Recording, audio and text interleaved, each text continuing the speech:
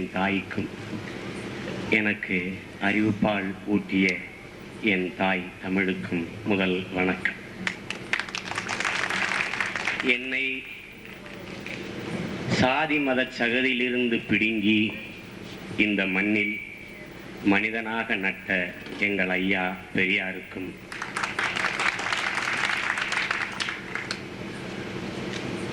வேர்வை சிந்துபவனின் வேதம், பாட்டாளி வர்க்கத்தின் பைபிள், உழைத்து உழைத்து உடல் கூனி போனவனின் குரான், மூலதனம் என்ற மூல மந்திரத்தை இந்த உலகத்தாரின் மூளைக்கு உறக்கச்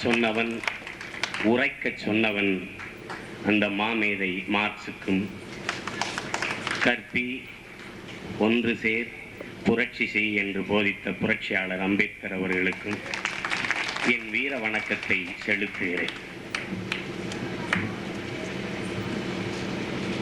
இந்த எழுச்சிமிக்க மக்கள் கலை விழாவினுடைய தலைவர் கலைமகள் இரா சேகர் அவர்களை, முன்னிலை வகித்திருக்கிற மாவட்ட தலைவர் மரியாதைக்குரிய ஆப்பா பாளையன் அவர்களை, மாவட்ட துணை செயலர் திரு சே அண்ணாதுரை அவர்களை, மாவட்ட பொருளாளர் KP அம்பிகாவதி அவர்களை, வரவேற்புரை நிகழ்த்திய தோழர் TP சுந்தர் அவர்களை, தொடக்க உரை நிகழ்த்திய மாநில செயலாளர் முனைவர் இரா காமராஜ் அவர்களை,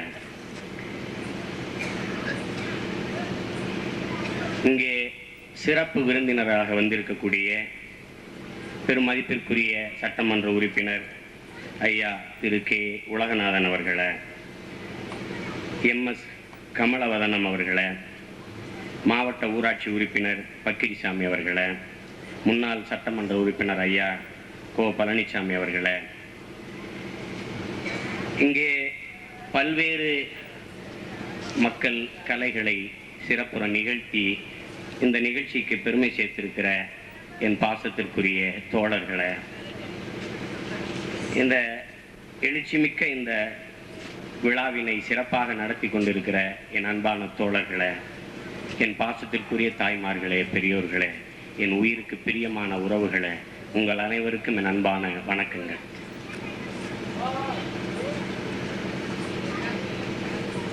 நான் தான் சீமான், ஐயா பெரியாரினுடைய பேரன், மாமேதை மார்க்சினுடைய மாணவன், தம்பி பிரபாகரன் அவர்களுடைய தம்பி.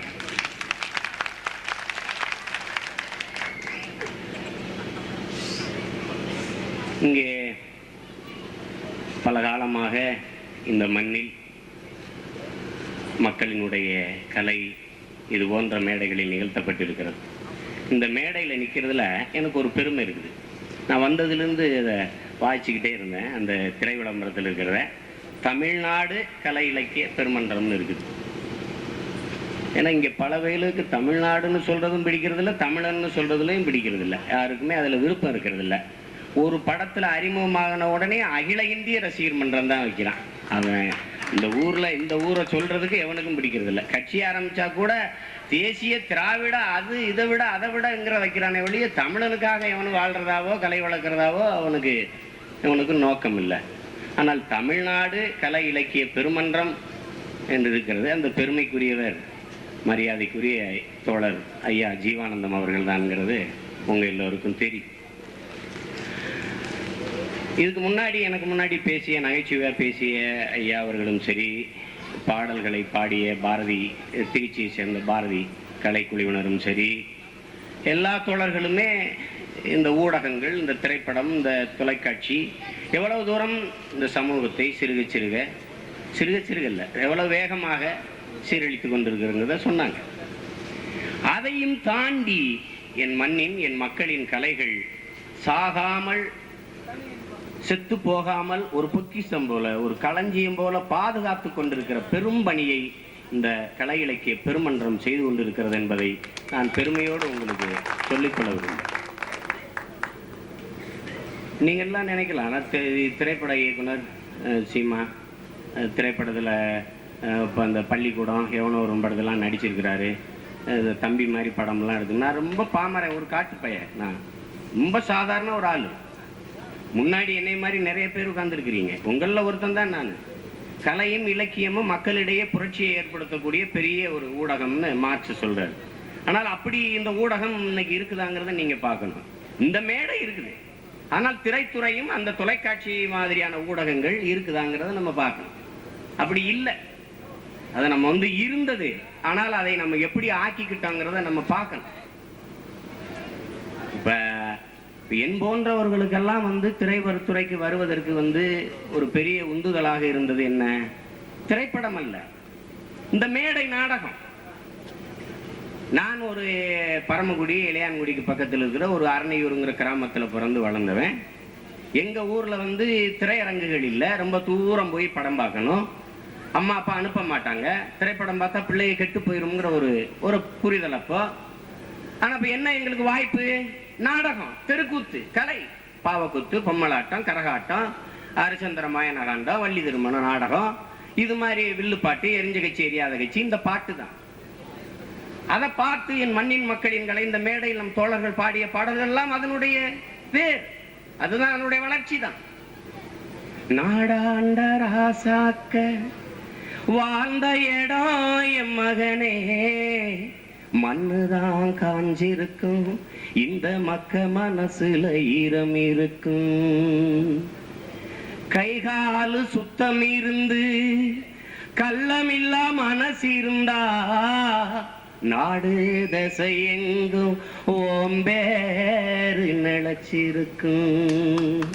சத்தியம் தவறாம உத்தமனா நீ இருந்தா, சரித்திரமும் இடம் கொடுக்கும், சமுத்திரமும் வழி கொடுக்கும். இதுதான் எங்க அம்மா நாச்சு பிறந்தவண்ண பாடின தாலாட்டு. அதை அப்படியே எடுத்துக்கிட்டு பாஞ்சாலங்குறிச்சி படத்துல தலைப்பு எழுத்து போடும்போது போட்டேன். அதை இது ஒரு பெரிய, அந்த பாட்டை எழுதிட்டதுக்கு, அந்த படத்தை எடுத்துட்டவருக்கு சரி திரையுலகத்துக்கு வந்துட்டா மிகப்பெரிய அறிவாளின்னு நீங்க நினைச்சுக்கிட்டு இருக்கிறீங்க. அது ஒண்ணும் கிடையாது. என் மக்களின் மொழி, என் மக்களின் உழைக்கும் மக்களின் பாட்டு, உழைக்கும் மக்களின் இசை, இது எந்த கொம்பனும் மறுக்க முடியாது. மறுத்த எனக்கிட்ட பேச முடியாது. யாரும் மறுப்பதற்கு இல்லை, இங்க எவனும் சொல்ல முடியாது. காடுதனில் தலையை வெட்டுவான் தம்பி லக்மணன், பரணிசாலை உண்டு பண்ணுவான். ஒயில் பாட்டு என் சித்தப்பனும் பெரிய பொண்ணும் என் அண்ணனும் மாமனும் மச்சனும் ஆடினாங்க, ஒயில் ஆடினாங்க. வாடி எங்கப்பா கிழங்க, எங்க அக்காவத்த முக்கா துட்ட பாடாத வாய திறந்த, அப்படியே எடுத்து போட்டாங்க அலையில் வயதுல படத்துல. சாமி வருவத பாருங்கடி, சாமி சப்பரம் வருவத பாருங்கடி, ஆன வருவத பாருங்கடி, ஆன அசஞ்சு வருவத பாருங்கடி. ஆயிரந்தாமரை மொட்டுக்களே ஆனந்த கும்மிகள் கொட்டுங்களே, இங்கு 2 ஜாதி மல்லிகை தொட்டுக்கொள்ளும் காமன் பண்டிகை, கோயிலில் காதல் தொழுகை, ஆயிரந்தாமரை 5 தட்டு கும்மி. எங்க பெரியம்மா சின்னம்மா அடிச்ச கும்மி எவனும் மறுக்கிறதுக்கு இல்ல. ஓட்டு போட போற பொண்ண ஒதுங்கி நிக்காத, கண்ட கண்ட சின்னங்கண்டு கலங்கி நிக்காத, உழைக்கும் மக்கள் சின்னம் அது கதிரருவா சின்னாய. ஓட்டு போட போற பொண்ண ஒதுங்கி நிக்காத, கண்ட கண்ட சின்னங்கண்டு கலங்கி நிக்காத, உழைக்கும் மக்கள் சின்னம் அது கதிரருவா சின்னம். யாரு பாட்டு? பாவலர் வரதராசன் பாட்டு. இதே மேடையில் காட்டு வழி போற பொண்ண கலங்கி நிக்காத, காட்டுப்புலி வலி மறிக்கும் கலங்கி நிக்காத, காட்டு வழி போற பொண்ண கலங்கி நிக்காத, காட்டுப்புலி வலி மறிக்கும் ஒதுங்கி நிக்காத, மம்பட்டியாம் பேரு சொன்னா புலி ஒதுங்கும் பாரு. அப்படியே எடுத்து போட்டாங்க.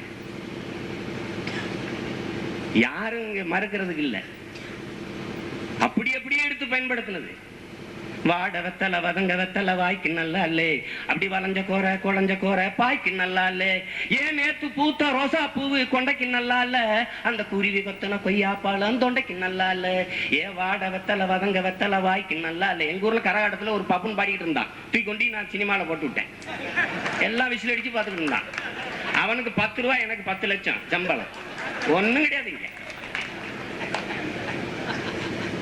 பூரா அதாவது என்னன்னா, மக்களின் இசை, மக்களின் மொழி, மக்களின் பாட்டு, அதை நான் பயன்படுத்திக்கிட்டதுக்கு வெளிப்படையா சொல்றது இல்லை.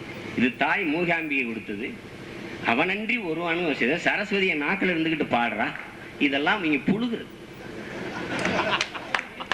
இத புழுகி நம்மள, ஏன்னா நம்ம தான் எதை கண்டாலும் மண்டையாட்டுறது தானே. நம்ம எதா இருந்தாலும் சினிமாவில் நடிச்சவன், சினிமாவில் இருக்கிறவன் பேசிட்டா வேத வாக்கு தானே நமக்கு.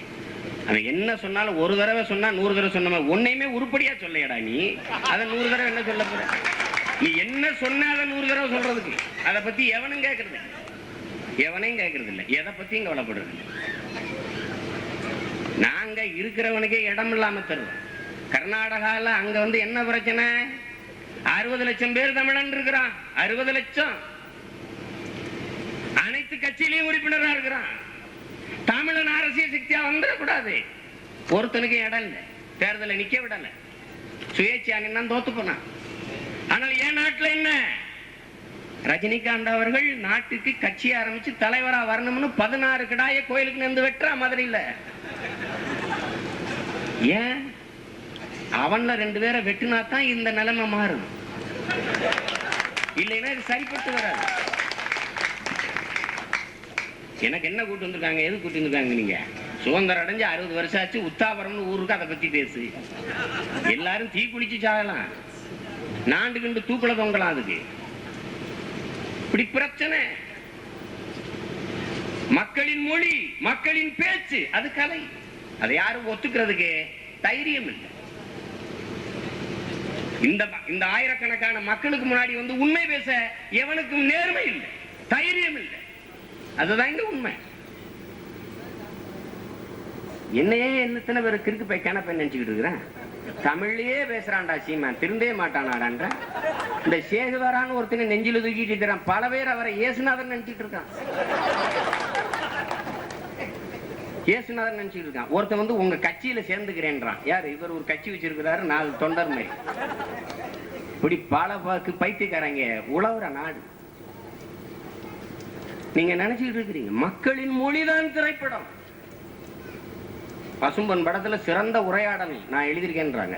தம்பி படத்துல சிறந்த உரையாடல் ஆசிரியர் விருது எனக்கு கிடைச்சது. தமிழக அரசு தலைவர் கலைஞர் அவர்கள் எனக்கு கொடுத்தாங்க. நான் என்ன உரையாடல் எழுதினேன்? எனக்குள் தாக்கத்தை ஏற்படுத்திய என் தலைவர்கள் மார்க்ஸ், பெரியார், அம்பேத்கர், சேகுவாரா, லெனின், ஸ்டாலின் போன்ற புரட்சியாளர்கள் எனக்குள்ள விதைத்ததை நான் எடுத்து வெளியில வச்சேன். அவ்வளவுதான். அது உரையாடல். என் மக்களின் மொழி பசும்பொன் படத்தில் நான் எழுதினேன். எங்க அத்தையும் பக்கத்து வீட்டுல இருக்கிற பெரியம்மாவும் சண்டை அடிச்சுக்கிறாங்க. எதுக்காக? ஏர் மாடை உழுதிட்டு வரும்போது நெகத்தடி பானையை கழுவி நடுப்பாதையில் வைப்பாங்க, மண்குடத்தை. அது மாட்டுக்கு தெரியாதுல மண்குடமா சிறும குடமான்னு. அது போற போது அந்த ஏற்கால் தட்டி விட்டு உடஞ்சிடும். அதுக்கு சண்டை. அடியே வாங்கி குடிச்ச சிரிக்கி, எந்த வருஷம் இல்லாம இந்த வருஷம் 4 காணி உனக்கு விளைஞ்சிருச்சுந்தாடி இப்படி எடுத்துக்கிட்டு அடிக்குது அப்படின்னு இவ சண்டை. அந்த கேட்டியலா கதைய சம்பா விளைஞ்சு சாஞ்சு கிடக்கு, உம்பார் இல்லாம ஊர்க்குருவி திங்குது, நான் தான் இவ வீட்டுல சட்டியை எந்திக்கிட்டு சம்மணத்தை போட்டு நிக்கிறேனா அப்படின்னு அவ.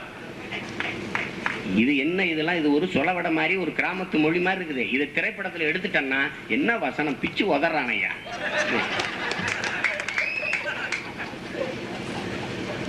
இன்னைக்கு எங்க ஊர்ல என்னைய நெருக்கமான நண்பர்கள்லாம் என்னை கருவாப்பையன் தான் கூப்பிடுறானுங்க.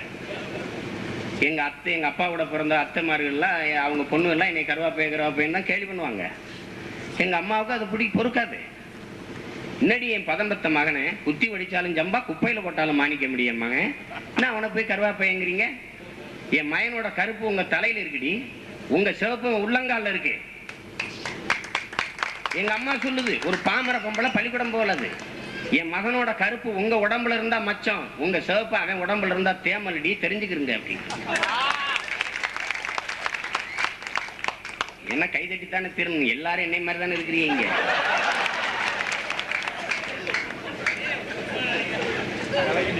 இது உழைக்கும் மக்களின் நிறம்.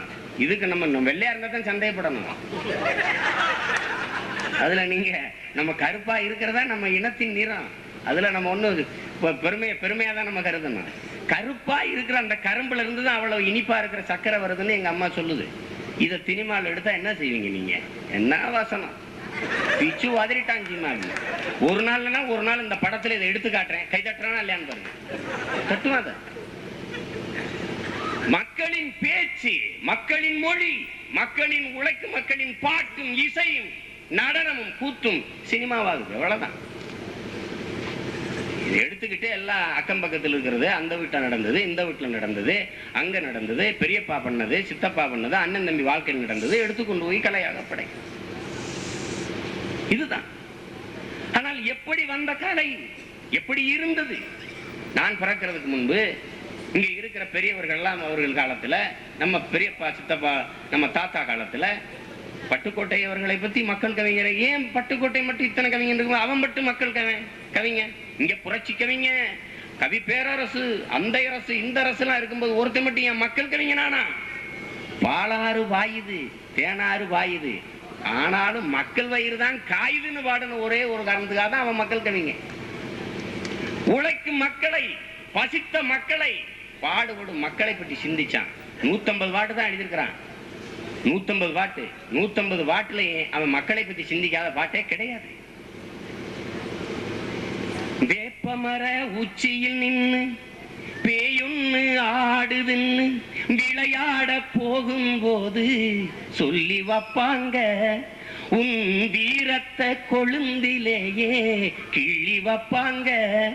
வேலையற்ற வீணர்களின் மூளையற்ற வார்த்தையினை வேடிக்கையாக கூட, விளையாட்டுக்கு கூட நம்பாதீங்க. நம்பி விடாதே நீ வீட்டுக்குள்ளே முடங்கி கிடந்து வெம்பி விடாதே, வெம்பி விடாதே. அவ்வளவு பெரிய மேதை எழுதுனது. சொல்லிக்கிட்டே இருக்கலாம். 1000 பாடல்கள், அற்புதமான பாடல்கள். காது குளிர மொழி பிறமொழி கலக்காமல் சிதையாமல் மிக அருமையான பாடல்கள் இந்த திரையுலகத்திலிருந்து வந்துகிட்டு இருந்தது.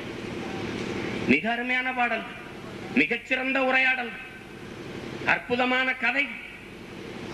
ஆனா இன்னைக்கு என்ன வருது?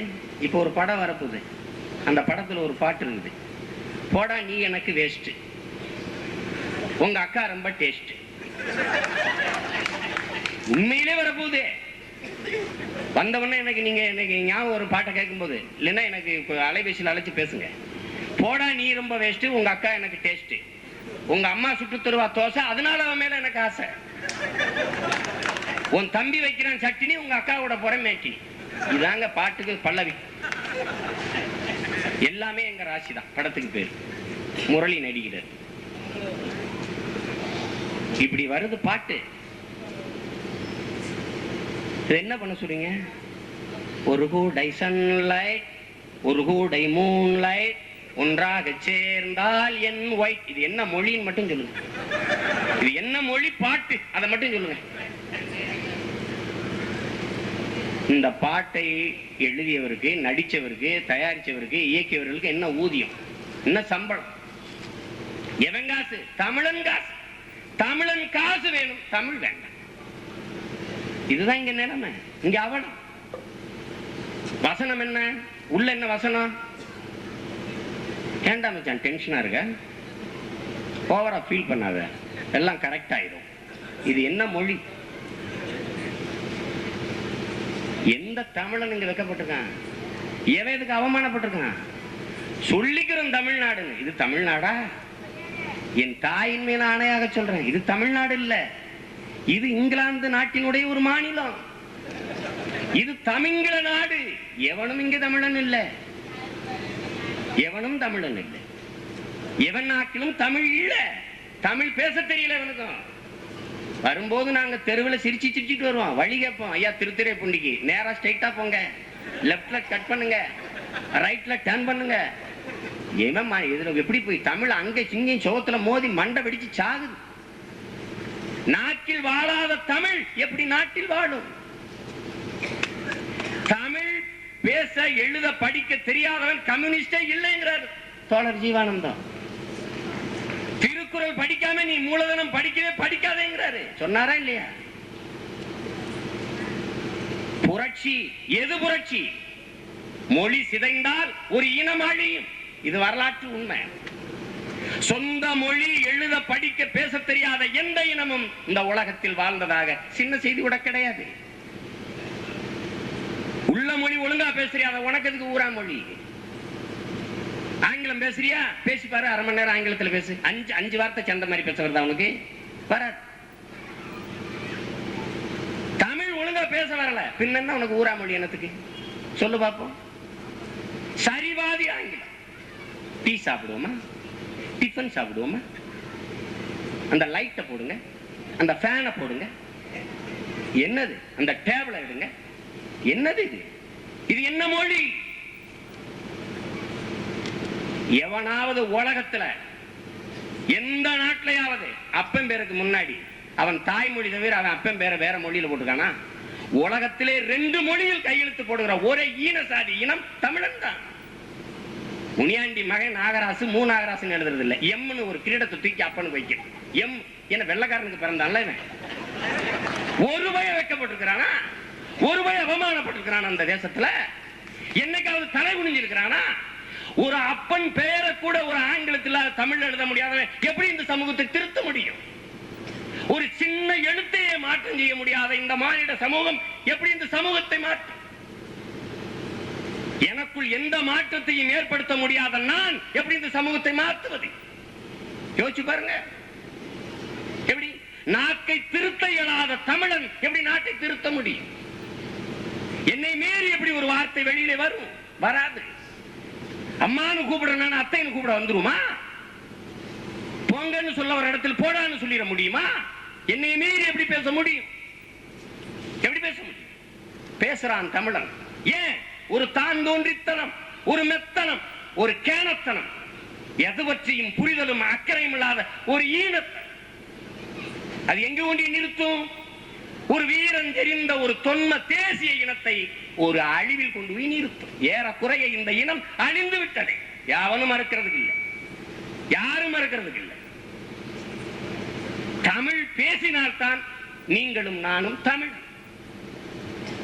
பிரெஞ்சு பேசினால் பிரெஞ்சுக்காரன், ஜெர்மன் பேசினால் ஜெர்மானியன், ஆங்கிலம் பேசினால் ஆங்கிலம், இங்கிலீஷ்காரன், பிரிட்டிஷ்காரன், உருது பேசினால் உருதுக்காரன், லத்தீன் பேசினால் லத்தீன்காரன், தெலுங்கு பேசினால் தெலுங்கன், மலையாளம் பேசினால் மலையாளம். தமிழ் பேசினால் தானே தமிழன்.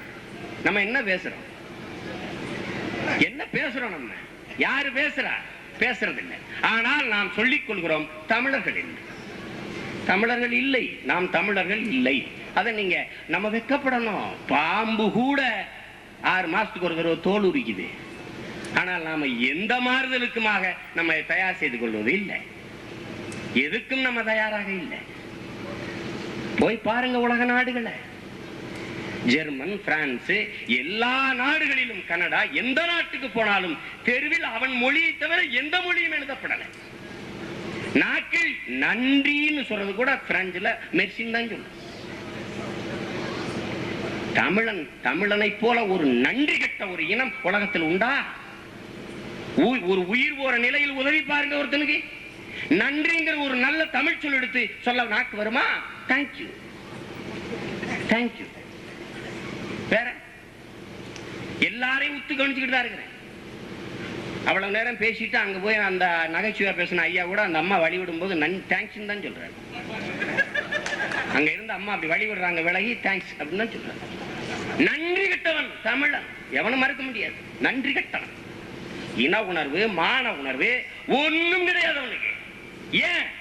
சோறு தின்னா தானே இதெல்லாம் இருக்கும். ஈனம், மானம், சூடு, சொரணை இருக்கும். எல்லாம் ரைஸ் ரைஸ் இருந்தானே அவனுக்கு என்ன என்ன இருக்கும்? ஒரு அளவு இருக்க.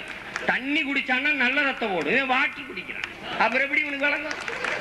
ஒண்ணு வழங்க. இதை எப்படி சரி செய்யறது? எப்படி நீங்க நினைச்சுக்கிட்டு இருக்கிறீங்க? மொழி சிதைந்தால் ஒரு இனம் அழியும். இது உலக வரலாறு. அப்போ ஒரு இனம் அழிவில் இருந்து மீட்டு எடுப்பதை விட உலகத்தில் தலை சிறந்த புரட்சி எதுவுமே இருக்க முடியாது. அந்த புரட்சியை தான் முதலில் நம்ம செய்தாக வேண்டியது இருக்குது. இதற்கு கத்தியை தூக்கிட்டு வாங்க, ரத்தம் சிந்துங்க, ஆயுதம் நம்ம போராடுவோம், பட்டின ஒண்ணும் இல்லையே. மென்மையான புரட்சி, மிக அமைதியான ஒரு புரட்சி என் இன அழிவில் இருந்து மீட்டெடுக்குது. தமிழ் எழுத படிக்க பேச கத்துக்கிறோம். இங்கிலீஷ் படிக்கணுமா? இங்கிலீஷ் படிக்கலன்னா இறந்து போயிருவீங்களா? பிரச்சனை இல்லை, இங்கிலீஷ் படிங்க. உலகத்தில் எந்த மொழியும் கற்று தேருங்கள், உங்களை நாங்க வேணாம்னு சொல்லல. அருமைக்குரிய பெருமக்களே, எல்லா மொழிகளையும் கற்று தேருங்கள், பன்மொழி பண்டிதராகுங்கள், பாராட்டுக்கள், வாழ்த்துக்கள். அதே போல நம் மொழியும் கொஞ்சம் படிச்சுக்கிறங்க, அவ்வளவுதான் நாங்க கேட்கிறது, வேற எதுவும் கேட்கல. பேசுங்க. ஆங்கிலம் பேசுறீங்களா? ஆங்கிலத்திலேயே பேசுங்க. குறைஞ்சபட்சம் அந்த மொழி கௌரவப்படுத்துங்க. தமிழ் பேசுறீங்களா? தமிழ்லயே பேசுங்க. தயவு செய்து என் தாய்மொழியை வாழ வைங்க. வேற ஒண்ணும் நாங்க உங்ககிட்ட கேட்கல, ஒண்ணும் கேட்கல. வெள்ளைக்காரன்கிட்ட போய் வணக்கம் சொல்லாத, அது முட்டாள்தனம். சொந்த அண்ணன் தம்பி கிட்ட குட் மார்னிங் சொல்லாத, அது அடி முட்டாள்தனம். இது ரெண்டு தான் வித்தியாசம், தெரிஞ்சுக்க. உன் வீடுகளுக்கு எத்தனை ஜன்னல்கள் இருக்கிறது, அத்தனை ஜன்னல்களாக உலக மொழிகளை வைத்துக் கொள்ளுங்கள். நுழைவாசலாக இருக்கிற தலைவாசலாக எங்கள் தாய் தமிழை வைத்துக் கொள்ளுங்கள். அதுதான் நாங்க கேட்கிறோம். உலகத்தில் எல்லா மொழிவாரி தேசிய இனங்களும் தன் மொழியை உயிருக்கு நிகராக பாதுகாத்து வைக்கிறது. ஆனால் தமிழன் கால் செருப்பை விட கேவலமாக தன் தாய்மொழியை நினைக்கிறான். அதுதான் ஈனம், அதுதான் அவமானம். இந்த திருத்துறைப்பூண்டி கடத்தெருவில் எத்தனை கடைகளுக்கு தமிழ்ல விளம்பர பலக? ஒருத்தர் சொல்லுங்க பாப்போம். Tea stall, timber depot, medical store, எளவு கர்மாந்தரம், ஜுவல்லரி. என்னங்கடா நாடு இது, என்னங்கடா நாடு? உலகத்துல மாற்றார பார்த்து கத்துக்கொள்ள வேண்டியது எவ்வளவோ இருக்கு. வெள்ளக்காரனை பார்த்து எல்லாத்தையும் கத்துக்கிற தெரியுது, எல்லாத்தையும். அவனை மாதிரி பல்லு வளர்க்கணும், அவனை மாதிரி முடிய வெட்டிக்கணும், எல்லா இளவும் செய்யணும். அவனை மாதிரி டவுசர் போட்டு ஆடணும், பீரை குடிச்சிட்டு குதிக்கணும், சீரு எல்லா இளவும் செய்யணும். இந்த மொழியை விட்டு நெகத்துல அழுக்கு பிடிக்கப்படாது, சட்டையில ஒட்டிடக்கூடாது, எல்லாம் முடிய ஒழுங்கா வெட்டிக்கிறணும், கால செருப்புல தூசி விட்டு கூட தொடச்சி விட்டுறணும். ஆனால் உயிருக்கு நிகரான மொழியில் எதுவும் கலக்கலாம், பிரச்சனை கிடையாது. பால்ல தண்ணி கலந்தா வாங்குறது இல்லை, எரிபொருள்ல என்ன தண்ணி கலந்தா வாங்குறது இல்லை, எண்ணெயில தண்ணி கலந்தா வாங்குறது இல்லை, சாப்பாட்டுல கல் கிடந்தா பொறுக்கி எடுத்து போட்டு சமைக்கிறது, சாப்பிடுறது. ஆனால் தாய்மொழி தமிழ்ல எதுவும் கலக்கலாம். இங்கிலீஷ் கலக்கலாம், மலையாளம் கலக்கலாம், ஜெர்மன், எதுவும் கலக்கலாம். என்ன பேசுறதுன்னு தெரியாம பேசுறோம். இது என்ன இனம்? இது என்ன புரிதல்? இவ்வளவு பிரச்சனை இருக்குதுங்க. இதை சரி செய்யணும், இதை சரி செய்யணும். நாம செய்யலைன்னா வேற யாரு? நாம வழிகாட்டல, நாம செய்ய முடியல, வேற எவன் செய்ய முடியும்? எவன் செய்ய முடியும்? இதனால என்ன, இந்த மாதிரி எல்லா விஷயங்களுக்கும் மேம்பாக்காக விட்டு விட்டுத்தான் இன்னைக்கு உத்தபுரம் மாதிரி ஒரு விஷயத்தை திடீர்னு எனக்கே அதிர்ச்சி ஆயிட்டுது.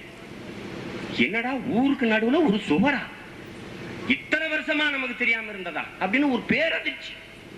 இன்னும் எத்தனை உத்தபுரம் நமக்கு தெரியாம மறைஞ்சிருக்குதோ, அது போலிச்சாமியார் மாதிரி கைதானத்தான் தெரியும். என்னைக்கு வரப்போதுனே தெரியல. இது ஒரு அவலம். உலகத்தில் எந்த நாட்டிலும் இல்லாத சாதிய கட்டுமானம் இந்தியாவில் தான் இருக்கிறது. இது நான் சொல்லல, தோழர் சிங்காரவேலர். சாதிய இழிவை துடைத்தெறிய போராடாமல் இருப்பதை விட செத்து ஒழிவதே மேலானது. இதையும் நான் சொல்லல, புரட்சியாளர் அம்பேத்கர். சாதி எவ்வளவு கொடுமையானது. சாதியை தாங்கி பிடிச்சிருக்கிறது யாரு? மதம். மதம் என்ன? மார்க்ஸ் சொல்றான், மதம் ஒரு அபின். பெரியார் சொல்றாரு, கல்லு குடிச்சாத்தான் போதை வரும், மதம் சொன்னாலே போதை வருதுன்றார். யானைக்கும் மனிதனுக்கும் மதம் பிடித்தால் அழிவுதான். எங்களுக்கு ஒரு கருமாந்திரம் இல்லை, எங்களுக்கு ஒரு இளவும் இல்லை. நாங்க அதையெல்லாம் என்னைக்கே கலட்டி தெருவில் வீசாச்சு. இருக்கிறவனுக்கு தான் பிரச்சனை. இங்க என் அன்பார்ந்த பெருமக்களை, ஒன்றை நீங்க ஆழமா கவனிக்கணும். மதம், சாதி, கடவுள், கற்பு, மனசு, இந்திய தேசியம், இது எல்லாம் இல்லவே இல்லை, கற்பிதம். மறுபடியும் சொல்றேன், நல்லா மனசு ஏத்திக்கிறீங்க. சாதி, மதம், கடவுள், மனசு, கற்பு, இந்திய தேசியம், இது எதுவுமே கிடையாது. ஒரு கற்பிதம், ஒரு உருவாக்கம். இருப்பது நீங்களும் நானும் மனிதன். மனிதன் அதுதான் உண்மை. இதெல்லாம் ஒரு கற்பிதம்,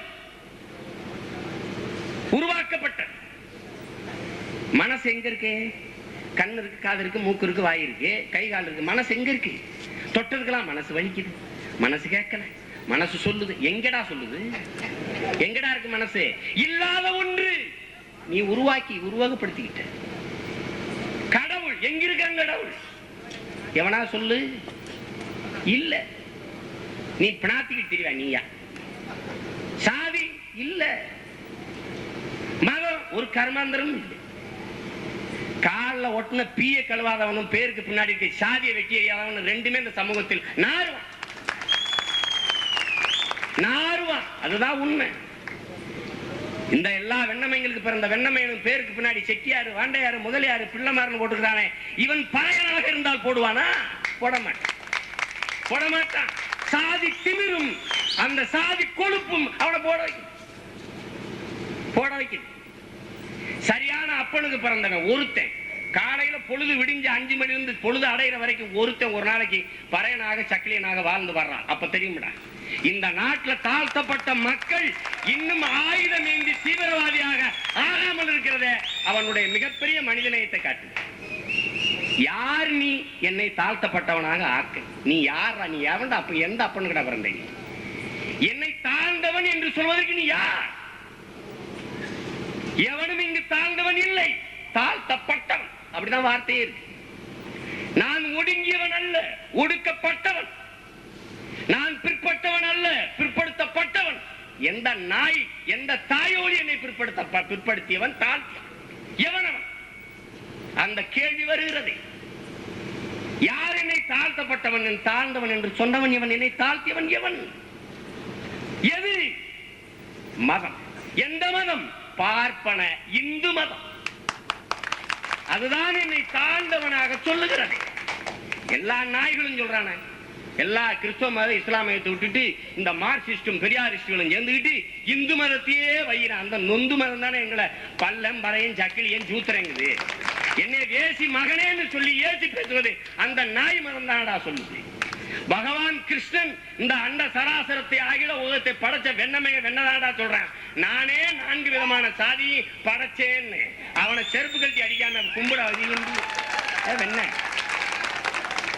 என்னை தாழ்த்தப்பட்டவனாக நான் தான் உன்னை படைத்தேன்னு சொல்றவன செருப்பு விளக்கமா உண்டு அடிக்காம விழுந்தா கும்பிட முடியும்? தேங்காய் ஊத்தி ஒழுத்தி சூடம் ஊட்டி கும்பிட முடியும்? ஏண்டா, அது உன்னை மாதிரி மணி அடிக்கிட்டு பிழைக்கிறவன் அடிப்பேன். நான் அடிக்க மாட்டேன். நான் அடிப்பேன், செருப்பு கொண்டு வேணா அடி.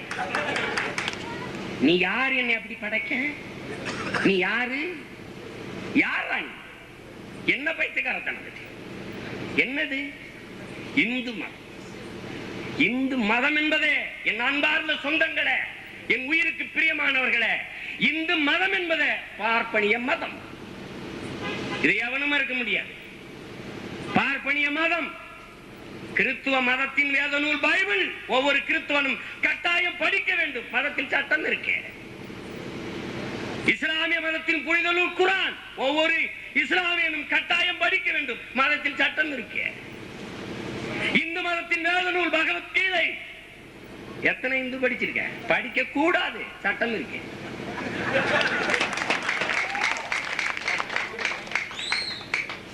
இந்து மதத்தின் மடாதிபதி, இந்து மதத்தின் தலைமை பீடம் எங்க இருக்கிறது?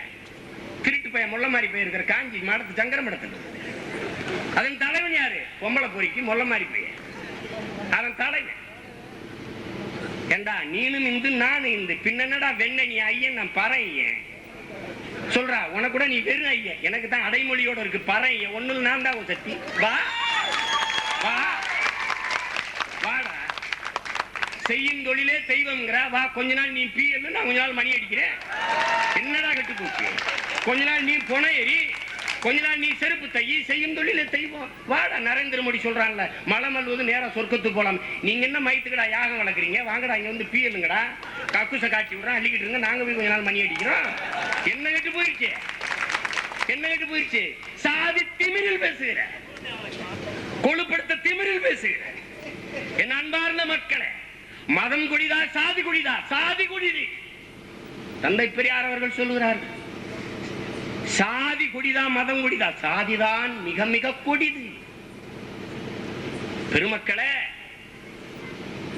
ஒரு பறையன், தாழ்த்தப்பட்ட பறையன் கிறிஸ்தவனாக ஆயிர முடியும்.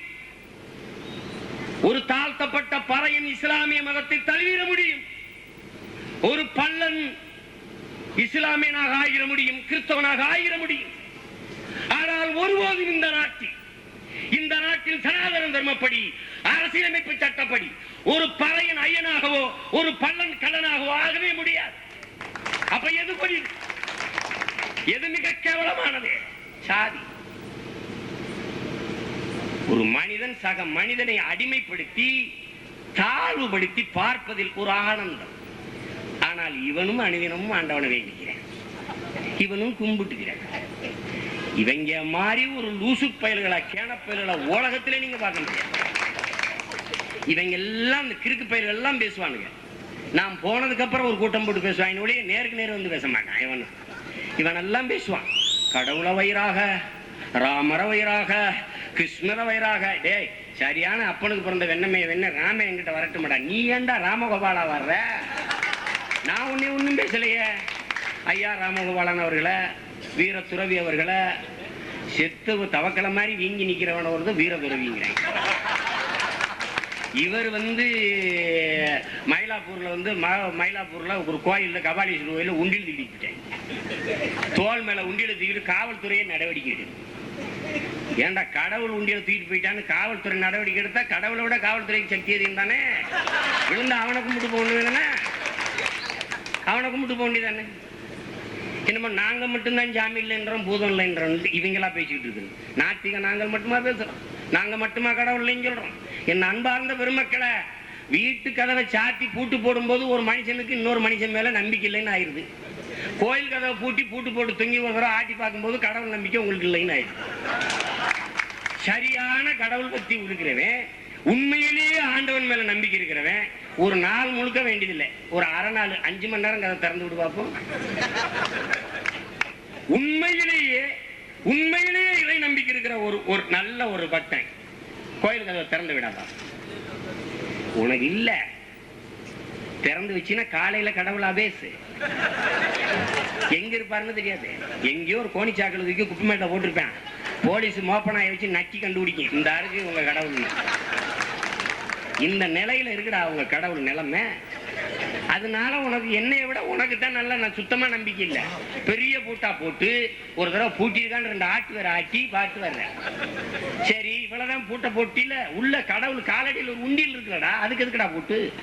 வெளியில பூட்டியாச்சுல்ல, உள்ள இருக்கிற பூட்டு எதுக்கு? கடவுள் காலடியில் இருக்கிற உண்டியலுக்கு எதுக்கு பூட்டு? ஏன் திருடிட்டு போயிருக்கேன். இந்த தேசத்தில் வங்கிகளை விடவும் அதிகமாக பணம் கோயில் உண்டியலா இருக்கிறதுனால அங்கதான் நல்லா போய் கொள்ளையடிக்கிறான். நம்மால நல்லா கேட்டுருங்க. கடவுள், என் அன்பார்ந்த பெருமக்களை, காலடியில் இருக்கிற உண்டியலையே காப்பாற்ற முடியாத கடவுள் இந்த உலகத்தையே காப்பாத்தது நம்புங்கன்னு சொல்றாங்கல்ல, இதையும் நம்ம நம்பிக்கிட்டு அலையிறமே, இந்த கேவலத்தை எங்கே போய் துடைக்கிறோம்? இதுக்குத்தான் கவிப்பேரரசு வைரமுத்து, ஊரையெல்லாம் காப்பாத்து தாண்டவ கோனே, உண்டியல காப்பாத்து தாண்டவ கோனே, எங்க காடு மேட காவல் காக்கும் தாண்டவ கோனே, எங்க காடு மேட காவல் காக்கும் தாண்டவ கோனே, இப்ப கடவுள் சிலைய காப்பாத்து தாண்டவ கோனே, பொடுதில்லா லங்கடிதில்லா லங்கடிதில்லா லங்கடிலேல்லே, தகிர்தில்லா லங்கடிதில்லா லங்கடிதில்லா லங்கடிலேல்லே, ஊரையெல்லாம் காப்பாத்து தாண்டவ கோனே, உண்டியல காப்பாத்து தாண்டவ கோனே அப்படின்னு பால். அவர் உண்டியிலே காப்பாற்ற முடியாம அல்லாடிட்டு இருக்காரு. என்னென்ன பிரச்சனை, என்னென்ன சிக்கல். ராமர் பாலம், திடீர்னு ராமர் பாலத்தை எடுத்து கொண்டாந்து விட்டுருவானுங்க. இப்ப என்ன தெரியுமில்ல, இப்ப பேச மாட்டானுங்க. இப்ப தேர்தல் வர ஆரம்பிச்சிருச்சு, கொஞ்ச நாளைக்கு பேச வர மாட்டேன். அவனுக்கு 2 தான் இருக்குது. ஒரு கட்சி இருக்குது பாரதிய ஜனதான, அந்த கட்சிக்கு தலைவர் ராமர், பொதுச் செயலாளர் பிள்ளையாரு. இது 2 பேரை வச்சுக்கிட்டு அந்த வச்சுக்கிட்டு அந்த அனுமார் அத்வானி அப்படியே தான் இருப்பாரு. அவர் வச்சுக்கிட்டு ஒரு கட்சியை வச்சுக்கிட்டு சுப்பிரமணிய சாமி வந்து இந்த ஏஜென்ட் அங்க எங்க போறான் நாரதர் மாதிரி சுப்பிரமணிய சாமி எல்லாம் கட்டடிச்சுட்டு இருக்கிறாங்க. கட்டடிச்சுட்டு போயிட்டா அவ வந்து சொல்றா அப்படின்னு பேசிட்டு தமிழன் மிகப்பெரிய ஜனநாயகவாதிங்கிறதுக்கு ஒரே சான்று சுப்பிரமணிய சாமி எல்லாம் இன்னும் உயிரோட விட்டு வச்சிருக்கு. தமிழர்கள் வந்து மிகப்பெரிய ஜனநாயகவாதிகள், மிக மேன்மை தங்கிய மனிதாபிமானிகள் அப்படிங்கிறதுக்கு இவங்க எல்லாம் இன்னும் கொள்ளாம இருக்க விட்டு வச்சிருக்கிறதே பெரிய பெரிய விஷயம். இந்த தேசத்துக்கு, இந்த நாட்டுக்கு, இந்த மக்களுக்கு அவ்வளவு துரோகங்களை செய்யறாங்க. உங்களுக்கு தெரியுமா தெரியாது? அவ்வளவு துரோகம். ராமர் பாலமா, சேல்சமுத்திர திட்டம் நிறைவேறியுமா, விறுவிறுன்னு ஓடி போய் பூட்டி கிடக்கிற நீதிமன்றத்தை ஞாயிற்றுக்கிழமையில திறந்து தடை வாங்கிட்டு வந்துடுறேன். நளினிய விடுதலையா செஞ்சிடாதீங்கோ ஒரு தடை. அவன் மட்டும்தான் அந்த வேலையை செய்யறான். மொத்த பார்ப்பனனுக்கும் பிரதிநிதி அவன் தான், ஏஜென்ட். யார் இதை சொல்றது? இவ்வளவு அக்கிரமம் கண்ணுக்கு தெரியாது உங்களுக்கு. தினம் நடக்குது, தினம் நடக்குது. இந்த அவன் என்னைக்காவது ஒண்ணு கேளுங்க, எந்த பிராமணனாவது உங்களை பார்த்து நீங்க என்ன ஆளுங்கன்னு கேட்டிருக்கானா? கேட்கவே மாட்டேன். உலகத்திலே சாதி கேட்காத ஒரே சாதி பார்ப்பனம் தான். கேட்கவே மாட்டேன். பூணூல் போடாத எல்லோரும் அவனுக்கு பறையந்தான். பூணூல் போடலைன்னா எல்லாருமே அவனுக்கு தாழ்த்தப்பட்டவன் தான். அதுல அவனுக்கு ஒரு பிரச்சனையும் இல்லை. அவன் நம்மவா இல்லை, அவ்வளவுதான். அதனால உங்களை என்ன சாதி, நீங்க என்ன ஆளுக, ஏத ஆளுக, அவனுக்கு தேவையில்லாதது. அது தேவையில்லாதது. நான் தான் கேட்டேன், பறையன் தோட்டத்து பருத்தி தானடா பாப்பான் தோல்ல பூணூலா இருக்குது.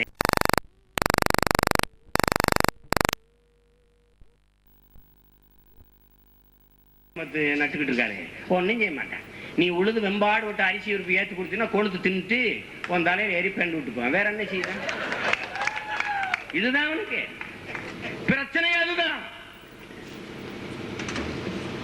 பல்லாயிரம் ஆண்டுகளாக பொறுமை பொறுமை பொறுமை என்று இருந்ததால் இந்த இனம் எருமையாகி போனதே. அதான் உண்மை. இந்த நாட்டில் இத்தனை ஆயிரம் கோயில்கள் இருக்குது. என் அன்பார்ந்த பெருமக்களை, ஒரு கோயிலையாவது ஒரு பார்ப்பனன் கட்டுனான்னு சொல்லுங்க. இந்த இடத்துல தீ குளிக்கிறேன், இந்த இடத்துல தீ குளிக்கிறேன். நான் சொல்றேன், கட்டுனது யாரு? நீங்களும் நானும். நீங்கள் நன்னாரு, எங்க அப்பனும் உங்க அப்பனும், என் பாட்டன் முப்பாட்டேன். வெம்பாடு விட்டு குளிபறிச்சான், கல்லுடைச்சு எங்க இங்கிருந்தோ கொண்டு வந்தான், சாரம் கட்டுனா, ஏத்துனா, கோபுரம் கட்டுனா, வானத்தை உரசுற அளவுக்கு கடவுள் சிலைகளை ஒரே கல்லில் செதுக்குனா, தன் அறிவு திறன் கொண்டு கலை வடிவத்துல தூக்கி கொண்டு போனா, கற்பக்கரகத்துக்குள்ள இறக்குனா, வெள்ளை அடிச்சான், அழகுபடுத்தினா, எல்லாம் செஞ்சான். உச்சி குடுமையோட ஒரு பூநூலோட வந்தான், சொம்பள தண்ணியோட வந்தான். ஏதோ கக்கூஸ் போயிட்டு கழுவ போறான்னு நினைச்சா அதை வந்து தூசினா. ஓ சுக்லாம்பரம் குலாம்பரம் ஒண்ணுக்கு முடியாத ஒரு கழுத பாசையில பேசுனா. ஆல் ஆஃப் யூ கெட் அவுட்ட்டான், நீ நின்னா தீட்டுட்டான். டேய், இதெல்லாம் நாங்க கட்டினதுடா, இதெல்லாம் நாங்க செஞ்சதுடா, எதுவும் நம்ப தயாரா இல்லை, வெளியில போங்கடான்ட்டான். அன்னைக்கு செருப்பை கழட்டி அங்க அடிக்காம நீ என்னைக்கு வெளியில வந்தியோ அது உத்தபுரம் வரைக்கும் போகுது. அன்னைக்கு அடிச்சிருந்தீங்கன்னா சரியா. இதைத்தான் தந்தை பெரியார் அவர்கள், அப்படியா இந்த கல்லு கொஞ்சோண்டு தண்ணியை தெளிச்சோன்னா கடவுள் ஆயிருச்சா, அப்படியே அந்த தண்ணியை கொண்டுகிட்டு வாங்க, இங்க என் தெருக்கல்ல என் மக்கள் தாழ்த்தப்பட்டவன், ஒடுக்கப்பட்டவன், தீண்டத்தகாதவன் பல கோடி மக்கள் இருக்கிறான், இவன் தலையில கொஞ்சம் கொஞ்சம் தெளிச்சு விடுங்க, இவன் கடவுளாக வேணாம் குறைஞ்சபட்ச மனிதனாவது ஆகட்டும்னு கேட்ட. அன்னைக்கு நம்ம விட்டுட்டோம், அன்னைக்கு நம்ம விட்டோம். 63 நாயன்மார்கள்ல எந்த நாயன்மாருக்கும் குறைவில்லாத பக்தியில் உள்ளவன் நந்தன், ஒரு தாழ்த்தப்பட்ட தோழன். எங்க அண்ணன் அரிமதி கவிதை மாதிரி குலதெய்வம் மறந்த குற்றவாளி நந்தன், அவன் செத்தது சரிதாங்கிறான். இவன் எதுக்கு ஏறிக்கிட்டு அவனை போய் கும்பிட போறான்? நம்ம சோனையா முனியவனை படி நம்ம கும்பிடாம இவன் அவனை போய் கும்பிட போனா அவன் கொண்டு விட்டான். இவனுக்கு எதுக்கு? நம்ம என்னைக்காவது வெக்கப்பட்டது உண்டா? இவன் நம்மளை கோயிலுக்குள்ள விட மாட்டேங்கிறான்னு நம்ம அந்த கோயிலுக்கு போகாம இருந்தது உண்டா? நம்ம கோவப்படுறது இல்லை, நம்ம ரோசப்படுறது இல்லை. நம்ம ஆளுக்கு எப்படிப்பட்டவன்? தீராத வயிற்று வலியை தந்த கடவுள் மேல என்னைக்கும் அவனுக்கு கோவறது இல்லை. அப்படியே உருண்டு படுத்து எனக்கு எப்படியாவது வயிற்று வலியை குணமாக்கிறேன், நான் வெள்ளியிலே ஒரு குடல் வாங்கி வைக்கிறேன். அங்கேதான் லஞ்சத்தை முதல்ல உருவாக்குறாங்க. கையை சுழுக்காயிடுச்சா, இந்த கையை எப்படியாவது குணப்படுத்தி வெள்ளியில ஒரு கை வாங்கி வைக்கிறேன், தங்கத்தில் கை வாங்கி வைக்கிறேன். இவன் அளவு கடந்த பக்தி இருக்கிறவன் வெட்டி வைக்கிறேன்னு வேண்டது இல்லை. அதான் வளருமே கடவுள் பக்தி இருந்தா வேண்ட மாட்டேன், வேண்ட மாட்டேன். இவன் எப்படிப்பட்ட ஆளு? மயிரை தவிர எதையும் அவன் உடல்ல காணிக்க கொடுக்குறது. யாரையாவது ஒருத்தர மயிருன்னு பேசிருங்களேன், அப்படியே கோபம் பொத்துக்கிட்டு வருவது. ஐயோ என்னை மயிருன்னு தரிசிமா, பின்ன எப்படி மயிருன்னு சொல்லாம என்ன? மயிருன்னு அவ்வளவு கெட்ட வார்த்தையா? இந்த மயிர் விழுந்துட்டா அவன் இந்த வழுக்கையில முடிமுளைக்க வைக்கிற பாடு என்ன பாடுபடுறேன், எவ்வளவு துடிக்கிறேன். வெளியில மயிரெல்லாம் போறதுக்கு விக்கு தூக்கி மாட்டிக்கிட்டு இருக்கிறேன். அவன் எவ்வளவு உயிரா இருக்கான், உயிரை கூட விட்டுறான் போறது, இந்த மயிரை விட மாட்டேன். அவ்வளவு துடிக்கிறேன். இது மயிருன்னா அவ்வளவு புனிதமான ஒரு சொல்லுது. அத கோபம் வருது. தலை வாரும் போது சட்டையில இருந்துட்டா உடனே தட்டி விடுறது. சாப்பாட்டுல விழுந்துருச்சா அம்மா அக்கா ஊத்தும் போது தட்டி விடும், அடிக்கிறது. என்ன அவ்வளவு கேவலமான மயிரை சடசடையா வளர்த்து கடவுளுக்கு காணிக்கையா செலுத்துறிய, இந்த மயிரளவுக்கு தான் நீ அவனை மதிக்கிறியா சொல்லு. அவ்வளவுதான் நீ கொடுக்குற மரியாதைனா சரி, சரைச்சுக்கிட்டு ஒன்னும் பிரச்சனை, அதை விட்டுறது. அந்த கடவுளுக்கு சிறைக்கும் போது இது புனிதமானது. ஆனா நம்ம சொல்லிட்டா கெட்ட வார்த்தை. என்னங்கடா உங்க கணக்கு? என்ன உங்க கணக்கு? இவன் நந்தன் போறான், இந்த கோயில்ல தரிசிக்க போறான் தில்லையில். அது என்ன நடக்குது? வெளியில நிக்கிறான், எல்லாரும் உள்ள போய் சிவனை மறைச்சு கும்பிட்டுக்கிட்டு இருக்காங்க. நம்மால் நந்தன் வெளியில கை கட்டி நிக்கிறேன். உள்ள போக முடியாது, தாழ்த்தப்பட்டேன். கோயிலுக்குள்ள போனா தீட்டாயிரும். சிவபெருமான் பாக்குறாரு, பெரிய கடவுள் கருணாமூர்த்தி. அவர் பாக்குறாரு, ஓஹோ நந்தி ஒண்ணு இருக்கு, முன்னாடி ஒரு மாடு, அது நந்தனுக்கு இவர் முகம் தெரியாம மறைக்குது. உடனே இவரு நந்தி கொஞ்சம் விளைக்க, நந்தனுக்கு மறைக்குது, கொஞ்சம் விளைக்கன்னு நந்தி அப்படி நகர்த்தி வைக்கிறார். இங்க ஒரு கேள்வி இருக்கிறது பெருமக்களை. நந்தியை நகர்த்தி வைத்த சிவபெருமானே, நந்தா உள்ளவாடான்னு ஏன் நீ கூப்பிடல? ஏன் நீ கூப்பிடல? அப்ப படைத்த கடவுள் உனக்கு சாதி இருக்கா? நீ வேண்டாம். இவர் நிலைமை என்ன தெரியுமில்ல? யாரு? சிவபெருமான நிலைமை. நம்ம தான் சிவபெருமான கடவுள் நினைச்சிருக்கான். அவன் என்ன தெரியுமில்ல? அவன் புணரிக்கிற மடையன்னு இருக்கான், இடுகாட்டு மடையன்கிறான், புலையன்கிறான். திருவிளையாடல் படம் பாத்தீங்கன்னா தெரியும். பார்வதி கெஞ்சுவா, என் கணவனுக்கு சேர வேண்டிய அவில் பாகத்தை கொடுன்னு. தாச்சன்னியன் பார்ப்பன, ஐயோ அந்த இடுகாட்டு மடையனுக்கு சுடலை மாடனுக்கு நான் தரமாட்டேன். அதெல்லாம் என்ன? இதெல்லாம் நாகரிகமா சொல்றேன். பிணரிக்கிற பறையன்னு அர்த்தம். படைத்தல், காத்தல், அழித்தல் 3 தொழில். இதுல படைத்தல் தொழிலை பிரமன் பாப்பா வச்சுக்கிடுவான், காத்தல் தொழில் விஷ்ணு பாப்பா வச்சுக்கிடுவான், அழித்தல் தொழிலாக வெற்றியான் தொழிலை என் முப்பாட்டன் சிவபெருமானும் கொடுத்துருவான், என் பாட்டனார். அது நமக்கு அது தெரியாதுல்ல. என்னைக்கு சிவபெருமான கும்பிட்டு இருக்கிறேன்? என்னைக்காவது நீங்க கேட்டதுண்டா? ஈஸ்வரன் பறையன், ஈஸ்வரி பறச்சி, 2 பேருக்கும் பிறந்த பிள்ளையார் மட்டும் எப்படா பாப்பானா நான் எவனாவது கேட்டதுண்டா? நீங்க கேட்டதே இதுவரைக்கும் நீங்க கேட்டதில்லை. பிள்ளையாரினுடைய பிறப்பு என்ன? விநாயகரை கொண்டு வந்து உன் தெருவில் காஷ்மீர்ல இருந்து கன்னியாகுமரி கடை ஓடி வரைக்கும் தள்ளி விட்டானே பார்ப்பனும் மார்வாடி குஜராத்தி மார்வாடி நாய்களும். உனக்கு என்னைக்காவது வெக்க வந்ததுண்டா? இந்து கடவுள் என்று சொல்றானே, அதே இந்து கடவுள் அந்த மத புராண வழிப்படி சிவபெருமான் பார்வதிக்கு பிறந்த மூத்த மகன் விநாயகர், 2வது மகன் முருகன் சொல்றானே, விநாயகனுடைய பிள்ளையாருடைய தம்பி அப்படிங்கிறானே, அந்த முருகனை என் அன்பு பெருமக்களை உங்கள் மனசாட்சியை தொட்டு, உங்கள் ஆழ்மனதை தொட்டு நான் சொல்றதுக்கு பதில் சொல்லுங்க. திருத்தணியை தாண்டி அரை அங்குலம் இந்த பார்ப்பன இந்து வெறி நாய்கள் நகர்த்திருக்குதா முருகனை? சொல்லுங்க பாப்போம். இதே ராமகோபாலன் இந்த முருகனை தூக்கி கொண்டு மராட்டியில வச்சு கும்பிட்டு காட்டிடுறான், நான் பார்த்துறேன். சரி, இந்த முருகனை திருத்தணியிலிருந்து ஒரு 2 அங்குலம் நகர்த்திட்டு பார்க்கிறேன், நகர்த்த மாட்டேன். நீங்க என்னைக்காவது கோபப்பட்டதுண்டா? வெக்கப்பட்டதுண்டா? இல்லையே. அதை பத்தி கவலையப்பட மாட்டோமே. பிள்ளையார் யாரு? எந்த கடவுளையாவது என் அன்பார்ந்த பெருமக்களை வணங்குவதற்கு முன்பு அவன் யார் என்று தெரிந்து நீங்கள் வணங்கியதுண்டா? இந்த மேடையில் பேசுறதுக்கு என்னை கூப்பிடுறதுக்கு முன்பு, என்னை அறிவு மேடையில் பேச வைக்கிறதுக்கு முன்பு 10 தடவை அறிவிக்கிறார். ஒரு சீமான், ஒரு திரைப்பட இயக்குனர், இவர், அவரு, இவர். ஆனால் என்னைக்காவது இந்த விநாயகரையோ அந்த ராமரையோ அந்த வெங்காயங்களை இவன் யாருன்னு என்னைக்காவது நீங்க கேட்டதுண்டா? யாரு உங்க கிருஷ்ணன்? யாரு உங்க ராமன்? ராமன் யாரு? அவங்க அப்பன் யாரு? தசரதன். அவன் யோக்கியது என்ன? 60,000 பொண்டாட்டி ஈட்டி 6000 வருஷம் வாழ்ந்தவன். 60,000 பொண்டாட்டி, ஒரு பொண்டாட்டி ஒழுங்கா வச்சு வாழ்றவனே எயிச்சு வந்து சாகுறான். 60,000 பொண்டாட்டி ஈட்டி வாழ்ந்தவன் இயற்கையிலாடா செத்திருப்பேன் அந்த நாட்டுல? இது யோசிச்சு பாருங்க. என்ன ஒழுக்கம்! கடவுளின் அப்பனுடைய யோக்கியதை பாருங்க. இது என்ன? இந்த ராமன் வந்து தசரனுக்கு பிறந்தவனா? ராமனுடைய அம்மாவுக்கும் குதிரைக்கும் அஸ்வமேத யாகத்தின் மூலமாக, சிரிக்காதீங்க, நான் சொல்றதெல்லாம் நானா பேசுறதா நீங்க நினைச்சுக்கிற போறீங்க. ராமர் எப்படி பிறந்தாருன்னு அவன் எழுதி வச்சதான் நான் சொல்றேன். இதை விட கேவலம் ஏதாவது இருக்குதா? பிள்ளையார் யாரு? பார்வதி குளிக்க போறார். பார்வதி அது ஒரு கடவுள். இங்க பாருங்க, பார்வதி எதுக்கு கடவுள் எதுக்கு குளிக்க குளத்துக்கு போகுது? என்ன சொன்னாலும் நடக்குது. அது எதுக்கு குளிக்க குளத்துக்கு போகுது? போகுது பாருங்களேன். போகும்போது யாராவது மறைஞ்சிருந்து பாத்துருவாங்களோ, என்னதுன்னு திருத்துறைப்பூண்டியில் இருக்கிற குளமா அது எட்டி பாக்குறது. சரி, அப்படின்னாலும் டக்குன்னு ஒரு அரண்மனை மாதிரி ஒரு மதில் சுவரை போய் குழி, அது இல்லை. அதுக்கு பாருங்க, காவலுக்கு உடம்புல இருக்க அழுக்க புற உருட்டி ஒரு உருவம் செஞ்சு உயிரை கொடுத்து, மகனே அம்மாவை குளிச்சுட்டு வரேன் பார்த்துக்க. போய் குளிக்க போகும்போது சிவபெருமான் ஓடியாரன் பொண்டாட்டியை பார்க்கணும். அதான் குளிச்சுட்டு வீட்டுக்கு ஒரு வேலை, அங்கே பாரு அவசரம் பாயிரா. இந்த பைய காலை பிடிச்சிட்டு விட மாட்டேங்கிறான். ஏய் விடப்பா, எங்க அம்மா குளிக்குதுன்னு. யாரா நீ? யாரா? இல்ல நான் பார்வதி மையம். எனக்கு தெரியாம நீ என்ன இடையில கேக்குறேன் சந்தேகம். உடனே விட மாட்டேங்கிறேன். டப்புன்னு இடுப்புல இந்த வாழை தூக்கி ஒரே வெட்ட வெட்டிப்பேன். கொலகார பைய காம கொடுறேன். கோபத்தில் வெட்டிப்பேன். பச்சிலம் குழந்தைய கொண்டுறாங்க.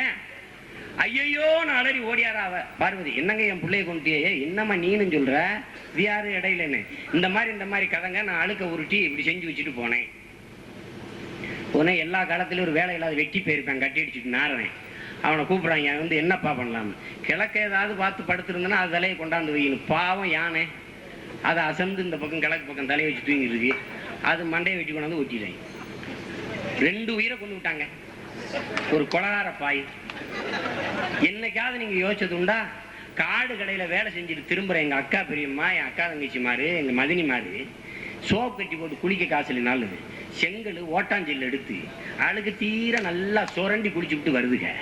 ஒரு பிள்ளையாரு சராசரி ஒரு குழந்தை 3 கிலோ எடை இருக்கும்னா, பிள்ளையாரு எப்படியும் 6-7 கிலோ இடையில இருப்பார்.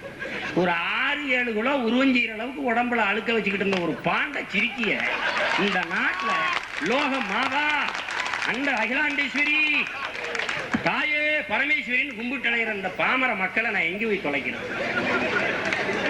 என்னைக்காவது நம்ம சிந்திச்சது உண்டா? இந்த கேவலங்களை துடைச்சது உண்டா? எது குறித்தும் நம்ம கவலை.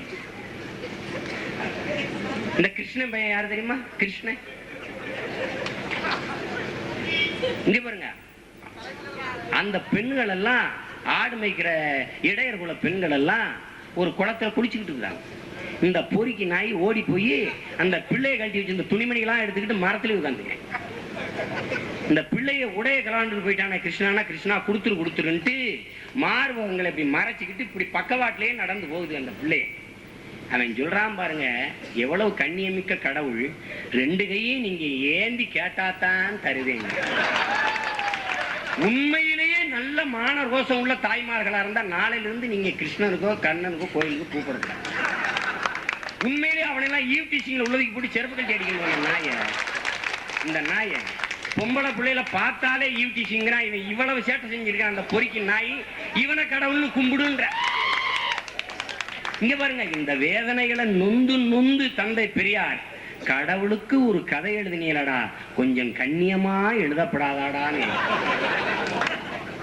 கொஞ்சம் யோக்கியதையா எழுதி வைக்கப்படாதாடா. இவன் தான் பூரா புளிய வச்சுட்டு போயிட்டானே. எதை பறித்து இங்க வந்து இந்த மாதிரி ஆளுகள்லாம் கேட்பாங்க. நமக்கு பின்னாடி இந்த மார்க்ஸ், பெரியார், புத்தன் இந்த மாதிரி ஆளுகள்லாம் வந்து கண்ணா புண்ணான்னு கேள்வி கேட்பாங்க. அவங்க நினைக்கல. அதனால நமக்கு என்ன? நமக்கு பகுத்தறிவு இல்லை. எதையும் தெளிந்து ஆராய்ந்து சிந்திக்கிற முடிவெடுக்கிற திறன் இல்லை. நம்பி கெட்டோம். செம்மறி ஆடுகள் போல, மந்தை மாடுகள் போல மயங்கி கிடந்து அதுல வந்த பிரச்சனை எது சொன்னாலும் ஆமான்னு தலையாட்டும். யாராவது ஒருத்தர் இந்த கூட்டத்துல, நான் சொல்றேன், பிறந்த குழந்தைக்கு எல்லா உணர்ச்சியும் இருக்கு. பசி இருக்குது, உறக்கம் இருக்குது, கில்னா வலிக்குது, எல்லாம் இருக்குது. கடவுள் குறித்த சிந்தனை எங்க இருக்கு? ஒரு குழந்தை பிறந்ததிலிருந்து நீங்க எதுவுமே சொல்லாதீங்க. நீங்க கோயிலுக்கு போறது சாமி, பூதம், பேய், பிசாசு, நீங்க கோயிலுக்கு போகும்போது கூட்டிட்டு போகாதீங்க. அந்த குழந்தை நேரா கோயிலுக்கு போய் கும்பிடுதான் பார்ப்போம். இல்ல செய்யாது. தந்தை பெரியார் அவர்கள் பிள்ளையாரை பொம்மைன்னு சொல்லிட்டாரு. எல்லாரும் கோச்சிட்டு குதிச்சாங்க. சரி வா உங்க பிள்ளையார கொண்டா, குழந்தைய கொண்டாரேன், அது கும்பிடுச்சுன்னா கடவுள், உருக்கி விளையாண்டுச்சுன்னா பொம்மைன்னாரு.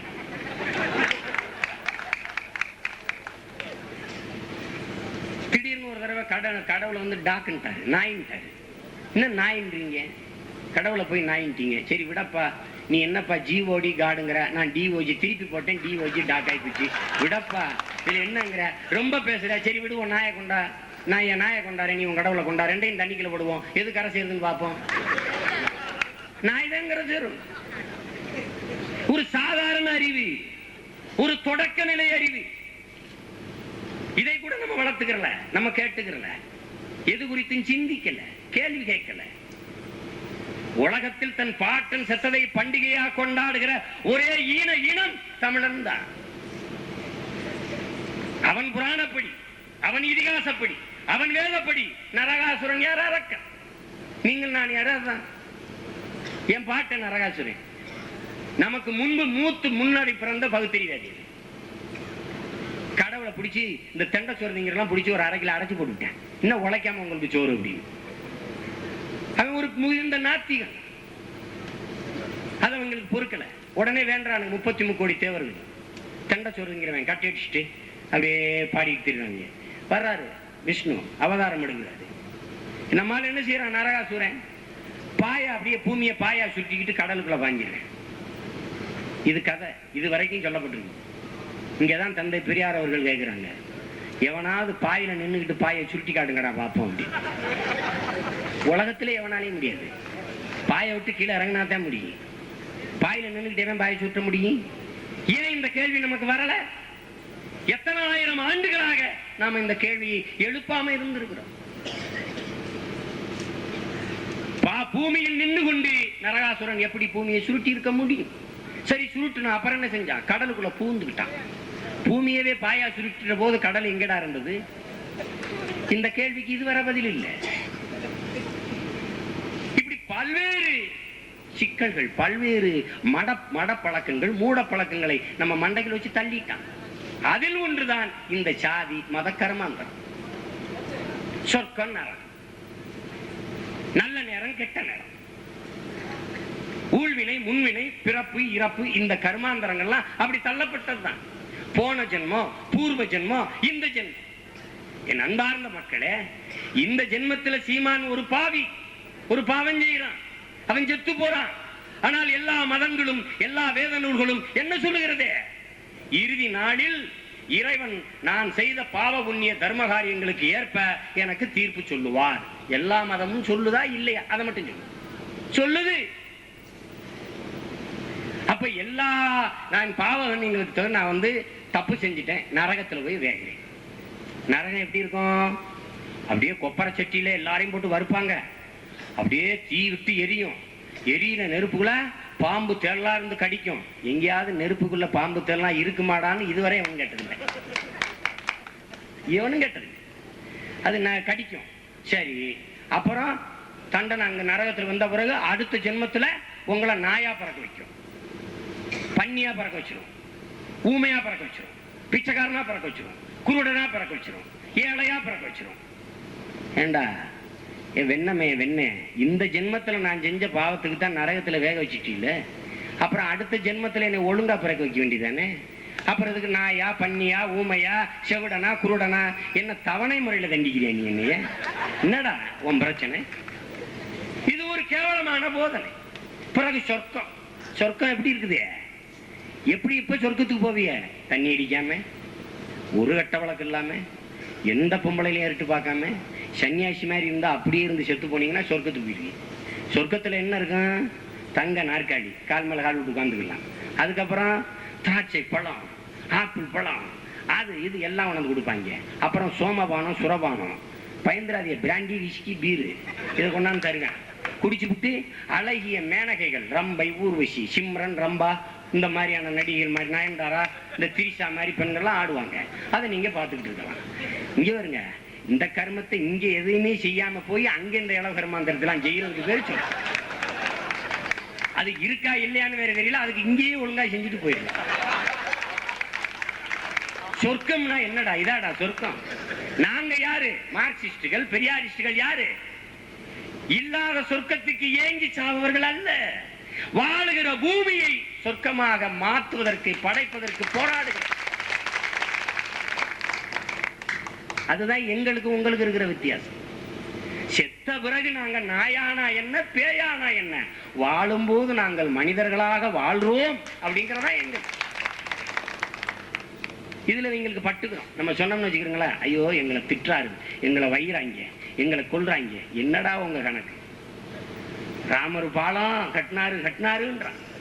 என் ஊர்ல தான்டா கட்டிருக்காரு, ராமேஸ்வரத்துல. ராமர் கடவுள் கட்டின பாலம் இருக்கும் போது பக்கத்துல இருக்க தனுஷ்கோடி உள்ள போயிருச்சாரா? ஒண்ணும் பண்ண முடியலடா அவங்களால. பக்கத்துல இருக்க தனுஷ்கோடி உள்ள போயிருச்சு. பாம்பன் பாலம் 3 தடவை இடிஞ்சு விழுந்துருச்சு. மனுஷன் கட்டின பாலம் எல்லாம் கடலுக்கு மேல இருக்கு, கடவுள் கட்டின பாலம் உள்ளே இருக்கு. இவங்க ராமர் எதுக்கு பாலம் கட்டினாருங்க? பொண்டாட்டிய ராவணன் தூக்கிட்டு போயிட்டான், போய் பிடிச்சிட்டு வர்றதுக்கு. எவனாவது பொண்டாட்டிய ஒருத்தன் தூக்கிட்டு போயிட்டான்னா பொறுமையா குரங்கு அணில வச்சு பாலம் கட்டிக்கிட்டு இருப்பானா? எந்த நாட்டுல இந்த யோக்கியதை எங்கேயாவது நீங்க முயற்சி பாருங்க. எங்க ஊர்ல ஒரு பாதை, ராமர் பாதம்னு ஒரு கல்லுல எவனோ வச்சிருக்காங்க ஒரு தடத்தை. இது என்னன்னு கேட்டா ராமர் பாதம்ன்றாங்க. ஒரு பாதம் தான் இருக்கு, ஒரு பாதத்தை காணும். எங்கடான்னா ஒரு பாதத்தை இங்க வச்சாரு, இன்னொரு பாதத்தை நேரா தூக்கி லங்கையில ராவணன் தலையில வச்சாரு. நான் என்ன கேட்கிறேன், ஒரு பாதத்தை இங்க வச்சு இன்னொரு பாதத்தை ராவணன் தலையில வச்ச வெண்ணமேனுக்கு இடையில பாலம், அதுக்கு பல்லாங்குழி ஆடவா? எதுக்குடா பாலம்? இங்க ஒரு காலம் அங்க ஒரு காலமா தான் வச்சுட்டான்ல. ராமேஸ்வரம் வரைக்கும் ராம எதுல வந்தேன்? இங்க இருந்து பாலத்தை கட்டி போனேன். ராமர் எப்படி கட்டின ஆளுகள்லாம் யாரு? இந்த சுப்பிரமணிய சாமி ஜெயலலிதாலம் 17,60,000 ஆண்டுகளுக்கு முன்பு கட்டப்பட்டது. கட்டும் போது இவர் கொத்தனாரு, ஜெயலலிதா சித்தாள். இவங்க 2 பேரும் பார்த்ததுனால இவங்க வந்து 17,60,000 கேனப்பையில உலகம் தோன்றியே 36 லட்சம் தான் ஆகுது. இதுல உயிரினம் தோன்றி 36 லட்சம். இதுல மனிதன் தோன்றி 3 லட்சம், 6 லட்சம், 7 லட்சம் ஆண்டு தான் ஆகுது. இதுல மொழி தோன்றி 2 லட்சம் ஆண்டு ஆகுது. இதில் தமிழ் தோன்றி 50,000 ஆண்டுகள் ஆகிறது. இது தெரியாம நீ என்ன வரலாறு படிக்காதவன் போய் இதெல்லாம் போய் படிச்சு பேசுங்கடா. எல்லாம் எங்களுக்கு தான் தெரியுது. அவர் என்ன பண்ணாருன்றீங்க? ராமர் உட்கார்ந்து இருக்காரு சாவகாசமா. ஒரு படத்துல பாக்குறேன், ராமர் பாலம் கட்டுறது அப்படி உட்கார்ந்து இருக்கிறாரு. அவர் தம்பி லட்சுமணர்லாம் அப்படி நிக்கிறாங்க. எல்லாம் குரங்குறங்கெல்லாம் வேலை செய்யுது. அணில் கல் எடுத்து கொடுச்சு. அணில் கல்லெடுத்து கொடுத்து பாலம் கட்டினா ராமருங்கிற கதையை 21ஆம் நூற்றாண்டு வரை எடுத்துட்டு வந்தாங்க. அதையும் நம்ம நம்பிக்கிட்டு இருக்கிறோம். அரிசியை எடுத்து குறிக்கவே அணில் 2 ஆட்டாடி நிமிருது, அல்லாடுது. அது கல் எடுத்து கொடுத்து பாலம் கட்டுற அளவுக்கு தான் கடவுள் வல்லமையோட இருக்கிறார். அப்புறம் அணிலை பிடிச்சி செல்லமா அப்படி ரொம்ப நன்றி அப்படின்னு தடவுனா கோடாயிடுச்சு. இந்தியாவில் இருக்கிற அணிலுக்கு முண்டை ராமர் ஓடு போட்டாரு. ஆஸ்திரேலியாவில் இருக்கிற அணிலுக்கு 3 கோடு இருக்கடா, அது எவன் போட்டது? அதை எவனும் கேட்கறது.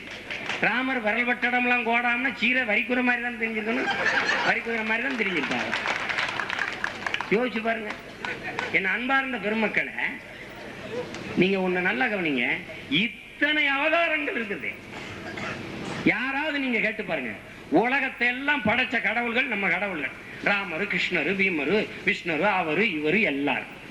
இத்தனை கடவுள்களும் உலகத்தை பூரா படைச்சு விட்டு 100கணக்கான அவதாரங்களை எடுத்திருக்கிறார்கள். ஆனால் ஒரு அவதாரத்தை கூட இந்தியாவை தவிர வேற எந்த நாட்டிலும் எடுக்கலையே. ஏன்? ஆஸ்திரேலியாவில் பெருமாள் எடுத்திருக்கலாம்ல, அமெரிக்காவில் திருமாலா எழுந்திருக்கலாம்ல. சொல்லுங்க பாப்போம். ராமரும் இங்கதான், திருமாலும் இங்கதான், பெருமாளும் இங்கதான், வெங்கடாசலபதி இங்கதான், திருவேங்கடத்தான் இங்கதான், அவனு இங்கதான், முள்ள மாதிரி இருந்தா முடிச்சவைக்கு இங்கதான். எல்லா நாய்களும் ஏன்டா இந்தியாவிலேயே குப்பையை கொண்டீங்க? உலகத்தை எல்லாம் சுத்தி படைச்சுட்டு இந்த நாட்டுல இத்தனை அவதாரம் எடுத்து ஏறின விலைவாசியை 2 அங்குலம் கீழே இறக்க முடியல. ஏன்னு கேக்குறேன். உனக்கு ஊத்துற எண்ணெயிலையும் நெய்யுமே விலையேறி போச்சு ராசா, அதையே குறைக்க முடியல சாமி. ஏன்? என்ன அம்பக்கு ஒன்றை நான் வெளிப்படையா சொல்ல விரும்புறேன். நாடாரெல்லாம் மளிகை கடை வச்சிருக்கிற மாதிரி, தேவரெல்லாம் முனியாண்டி விலாஸ் வச்சிருக்க மாதிரி, மலையாளியெல்லாம் டீ கடை வச்சிருக்க மாதிரி, பாப்பாம்பூரான் கோயில் கட்டி வச்சிருக்கேன். ஜாக்கிரதையா இருந்துக்கிறீங்க. அது ஒரு வியாபார நிறுவனம்.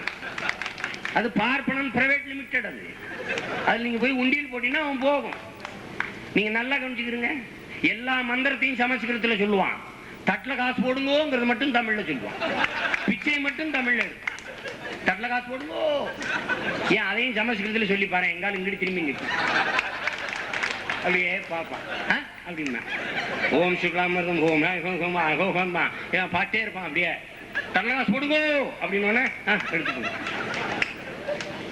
ஆனா தமிழ் நீச மொழி, கடவுளுக்கு ஆகாது, அவர் காதிலே விழாது.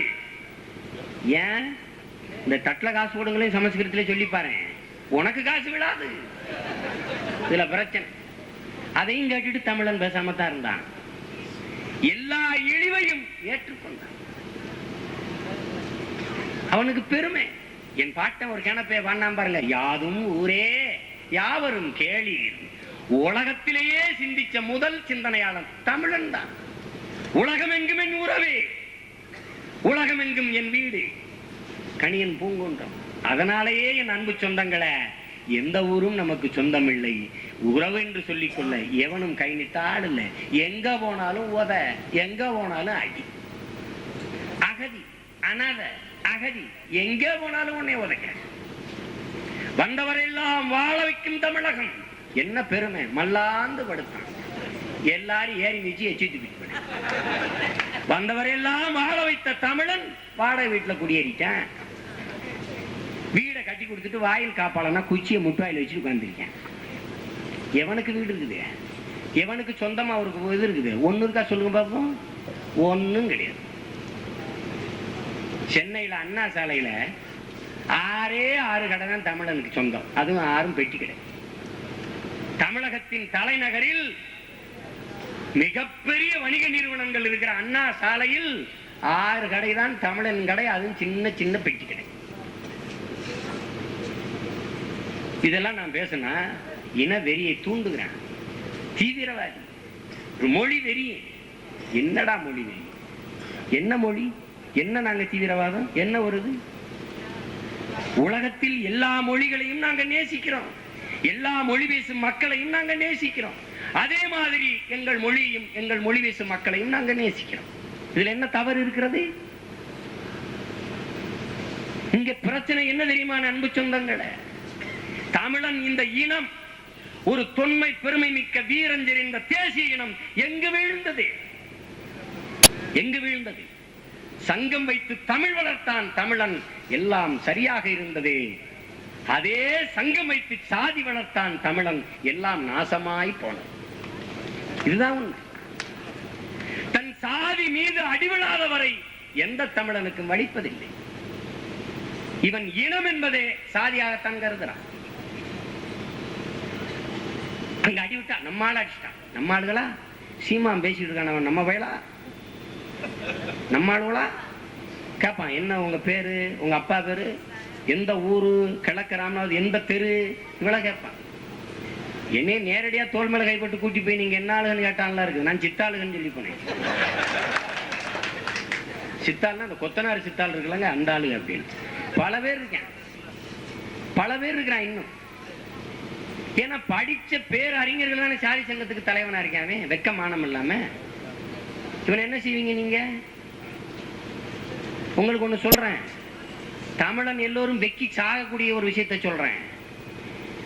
குமரன் செட்டின்னு என்னுடைய சகோதரன் ஒருத்தர் இருக்கிறான். நான் ரொம்ப நெருக்காம மொரிசியஸ்ல அவன் ஒரு பெரும் பணக்காரன், செல்வந்தன், தமிழன். பல ஆண்டுகளுக்கு முன்பு அங்க போய் புலம்பெயர்ந்த தமிழன். மொழி இல்லவன், தமிழ் பேச வராது, சுத்தமா தமிழ் தெரியாது. ஆனால் பேருக்கு பின்பு குமரன் செட்டின்னு சாதிய இவ்வளவு காலம் பாதுகாத்து வச்சிருக்கேன்.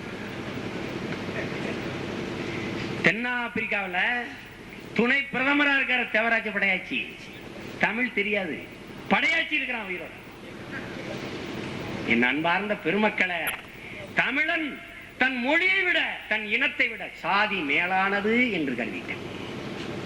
தன் உயிரை கொடுத்தேனும் சாதியை காத்தே தீர வேண்டும் என்று கருதிட்டேன். கேவலமான மிக இழிவான இந்த சாதியை அவன் தூக்கி என்னைக்கு பிடிச்சானோ அன்னைக்குத்தான் இந்த இனம் வீழ்ந்தது. எங்க நான் கேட்கிறேன், தமிழன் தானே கல்ல நான் ஒரு பள்ளனுக்கு என் தங்கச்சி கட்டி கொடுப்பேனா? எங்க பள்ள நான் என் சக்கிலியனுக்கு ஒரு என் தங்கச்சி கட்டி கொடுப்பேனா? என் இனம் தானே. ஆனால் நான் தெலுங்கனுக்கு கட்டி கொடுப்பேன், மலையாளிக்கு கட்டி கொடுப்பேன். அப்ப என் சாதி அழிந்து விடப்படாது, என் சாதி பெருமை பெறப்படாது. மொழி சிதையலாம், மொழி அழியலாம். அப்ப எங்கே இந்த இனம் எங்கே வேணுகிறது, எங்கே தவறு நடக்கிறது? இப்படித்தான் நடக்குது. அப்ப எது எக்கேடு கட்டாலும் சரி சாதி அழிஞ்சிடப்படாது. என்னை எத்தனை பேர் எங்க ஊர்ல கூட்டிக் கொண்டு தனி அறையில செஞ்சு எல்லாம் சரியாத்தான் பேசுறாச்சுன்னா சாதி வேணாம்னு சொல்லாத, அது இருக்கணும். தனிப்பட்ட முறையில் எனக்கு தனியா பெரிய அறிவுரை, சாதி இருக்கணும். ஏன் இருக்கணும்? அது நமக்கு தேவைப்படுதுப்பா. ஏன் சாதி இருக்கணும்? தாழ்த்தப்பட்ட மக்கள், பிற்படுத்தப்பட்ட மக்கள், தாழ்த்தப்பட்ட மக்கள் சொல்லட்டும் சாதி இருக்கட்டும், நாங்க போராடுறதை விட்டுருக்கோம். நீ இருந்து பாரு, இருந்து பாரு. எத்தனாயிரம் ஆண்டுகளாக நாங்க போராடுறோம், அல்லல் படுறோம் இந்த சமூகத்தை புரட்டி போட. கேவலம் இந்த கீழ்த்தரமான சாதிய இழிவையே நம்மளால துடைக்க முடியலையே. இது யார் துடைக்கிறது? நாம தான் உதுத்துட்டு வரணும். சாதாரண ஒரு கம்பளி பூச்சிங்க, மயிர் பூச்சி, கம்பளி பூச்சி உடல் முழுக்க உரோமங்கள் முளைச்சிருக்குது. அது அப்படியே உதுத்து ஒரு கூடு கட்டி அது லார்வா பருவத்தில் இருந்து ரெக்கை முளைச்சு உடைச்சு வெளியில அழகான வண்ணத்து பூச்சியா பறக்குதுங்க. ஒரு சாதாரண புழு, ஒரு ஆறறி படித்த மனிதன் இன்னும் இந்த சாதி கூட்டுக்குள்ளே நிக்கிறானேங்கிறதா பெருத்த கேவலமா, பெருத்த அவமானமா. அதுல இருந்து வெளியில வராம இருக்கிறான். காரணம் பகுத்தறிவு இன்மை. பகுத்து அறிந்தால் இந்த சமூகம், இந்த மானிட இனம், என் ஒருதாய் மக்கள் எல்லோரும் என் அண்ணன் தம்பிகள்ங்கிற உணர்வு மேலோங்கி வந்துடும். அது இல்லாதனாலதான் இவனுக்கு பிரச்சனை. எங்க பார்த்தாலும் சாதி, எங்க பார்த்தாலும் அந்த பிரச்சனை. அதை யாரு தொடக்கிறது? நாமளாக உணர்ந்து வெளியில வரணும். அது வரைக்கும் வாய்ப்பு இல்லை. பாரதி சாதிகள் இல்லையடி பாப்பான்னு பாடணும். ஏன் நாங்க பாரதியை தூக்கி பிடிச்சு தொங்குறோம்? சாதிகள் இல்லையடி பாப்பான்னு பாடின முதல் பாப்பான் பாரதி மட்டும்தான். அதை நீங்க தெரிஞ்சுக்கிறோம். அவன் பெரும்பங்கெடுத்தான், பெரும் போராட்டம் போராடினான். கனகலிங்கம்ங்கிற தாழ்த்தப்பட்ட தோழனுக்கு தன் பூநூலை கலட்டி போட்டு இன்னையிலிருந்து நீ ஐயரு, நீ போ ஐயன்னு சொல்லு, உனக்கு யாரு பூநூல் போட்டாதுன்னா பாரதி போட்டான்னு சொல்லுன்னு போனான். ஆனா என்ன நடந்தது? கனகலிங்க ஐயனானா இல்லையோ, பாரதி பறையனாகி போனான். அதான் உண்மை. இன்னைக்கு நான் சொல்றேன், இத்தனை ஆண்டுகள்ல பாரதி இறந்து 100ஆண்டு விழா கொண்டாடிட்டோம். நம்ம எந்த பார்ப்பன வீட்லயாவது நீங்க பாரதின்னு ஒருத்தனுக்கு பேர் பார்த்தது உண்டா? கிடையாது. நாம தான் சென்னி பாரதி, கவிதா பாரதி, அந்த பாரதி, இந்த பாரதி, செல்வ பாரதி, எல்லா பாரதியும் வச்சுக்கிட்டு நம்ம தான் இருக்கோம். ஏன்னா பாரதி நம்மளால நம்ம ஏத்துக்கிட்டோம். அவன் ஜாதி இல்லைன்ட்டான், அதனால தூக்கி தள்ளிட்டாங்க. உங்களால மறுக்க இயலுமா? வாய்ப்பு இல்லை.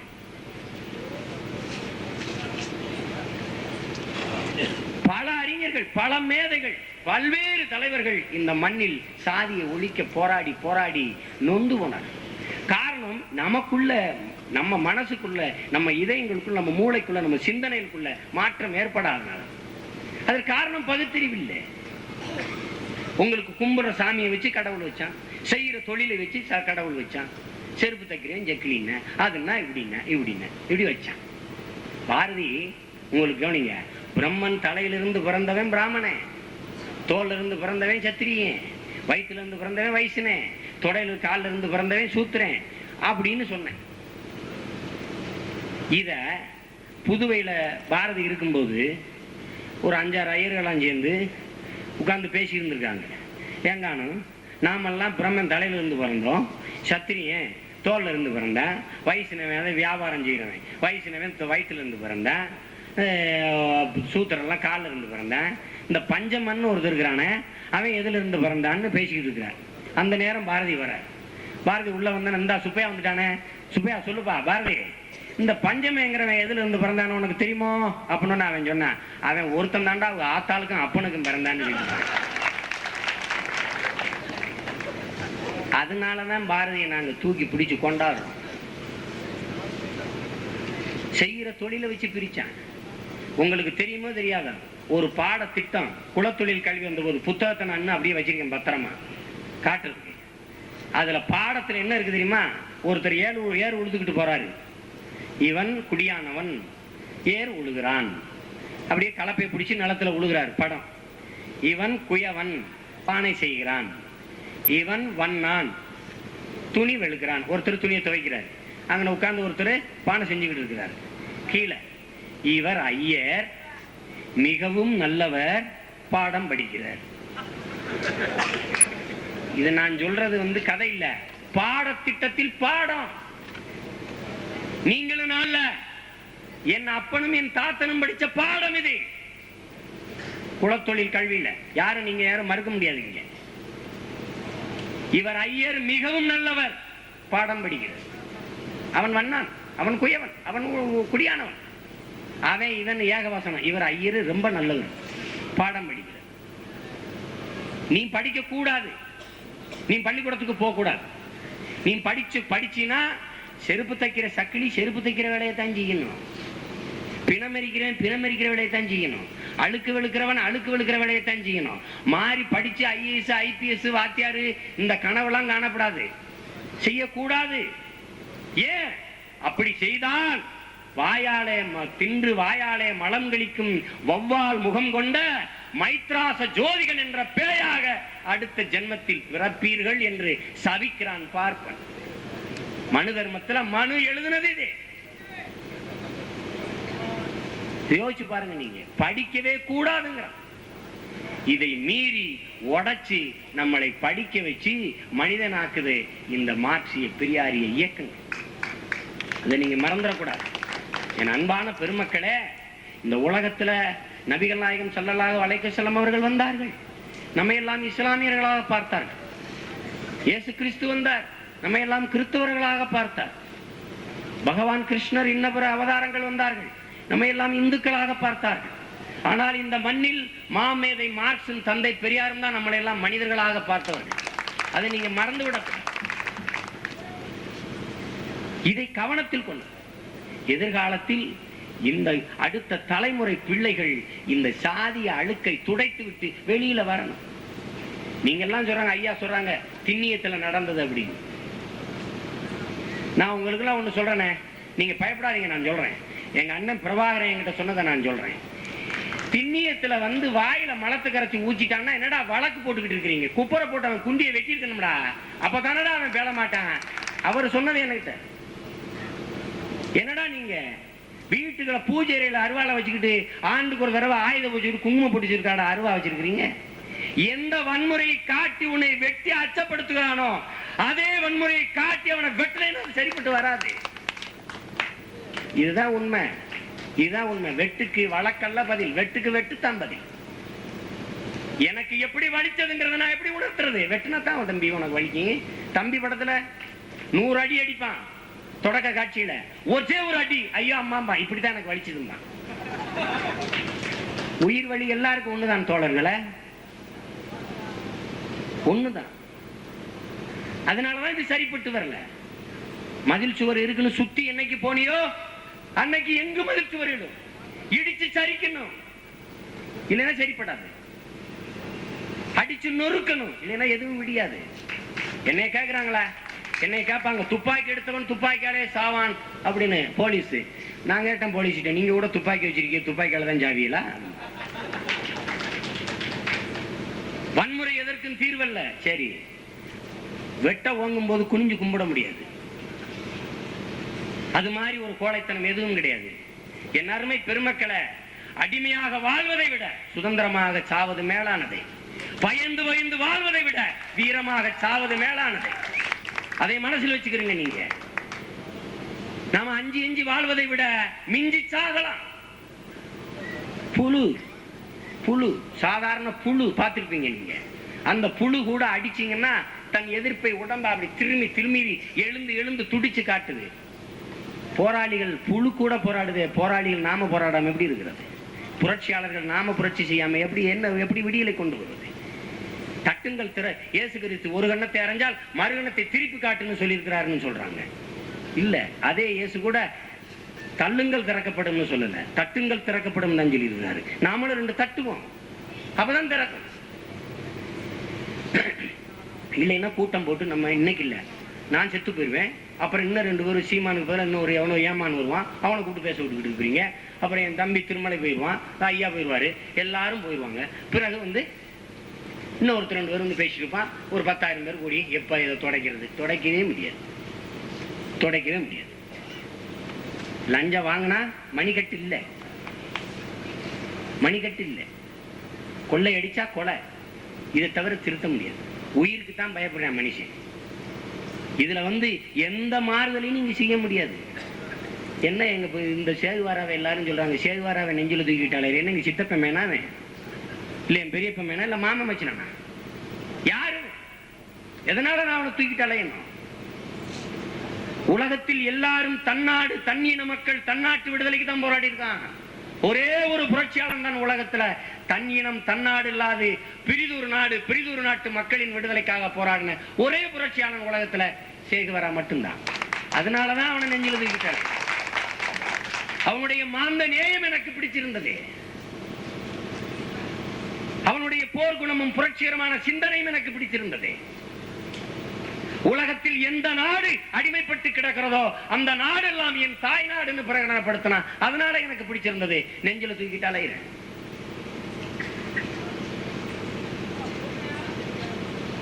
இந்த மண்ணிலும் எந்த சுபாஷ் சந்திர போஸ் பகத்சிங்கை தாண்டிய ஒரு புரட்சியாளன் இந்த பூமியில இல்ல. பகத்சிங்கை விட ஒரு புரட்சியாளன் நமக்கு இந்த மண்ணில் இல்ல. ஆனால் நீங்க பகத்சிங்கை எத்தனை பேருக்கு தெரியும்? நம்ம தோழர்களுக்கு தெரியும். ஆனா என்ன தெரியுது? யாருக்கு பகத்சிங்னா யாருன்னு கேட்பான். கிரிக்கெட்ல 6 அடிச்சாரா இல்ல நமிதாவோட ஆடினாரா அவன் கேட்பான். சீமா பேசுறதுனால இந்த ஆயிரக்கணக்கான கூட்டம். இந்த கூட்டத்தில் நமிதா பேசுறான்னா 4 முனையிலும் திரும்ப முடியாத அளவுக்கு டிராபிக் ஜாம் ஆயிருக்கும். காலையில செய்தித்தாள புரட்டினேன், மிக முக்கியமான தலைப்பு செய்தி. நயன்தாரா ஜாக்கெட் இல்லாம நடிச்சிருக்கிறார், உள்ளாடை இல்லாம நடிச்சிருக்கிறார். விஷாலோட ஒரு டூயட் பாடி இருக்கிறார். எடுத்து பாருங்க காலையில செய்தித்தாள இருக்குதா இல்லையா? இந்த தேசத்திற்கு விலைவாசி குறைக்கிற பணவீக்கத்தை கட்டுப்படுத்துற ஒரு செய்தி.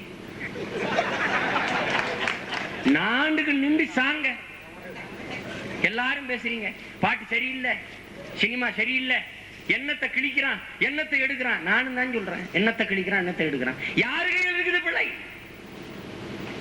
விலைவாசி ஏறினா போராடுறோம்ல, போராடுறோம்ல. சாலை சரியா இல்லைன்னா போராடுறோம்ல.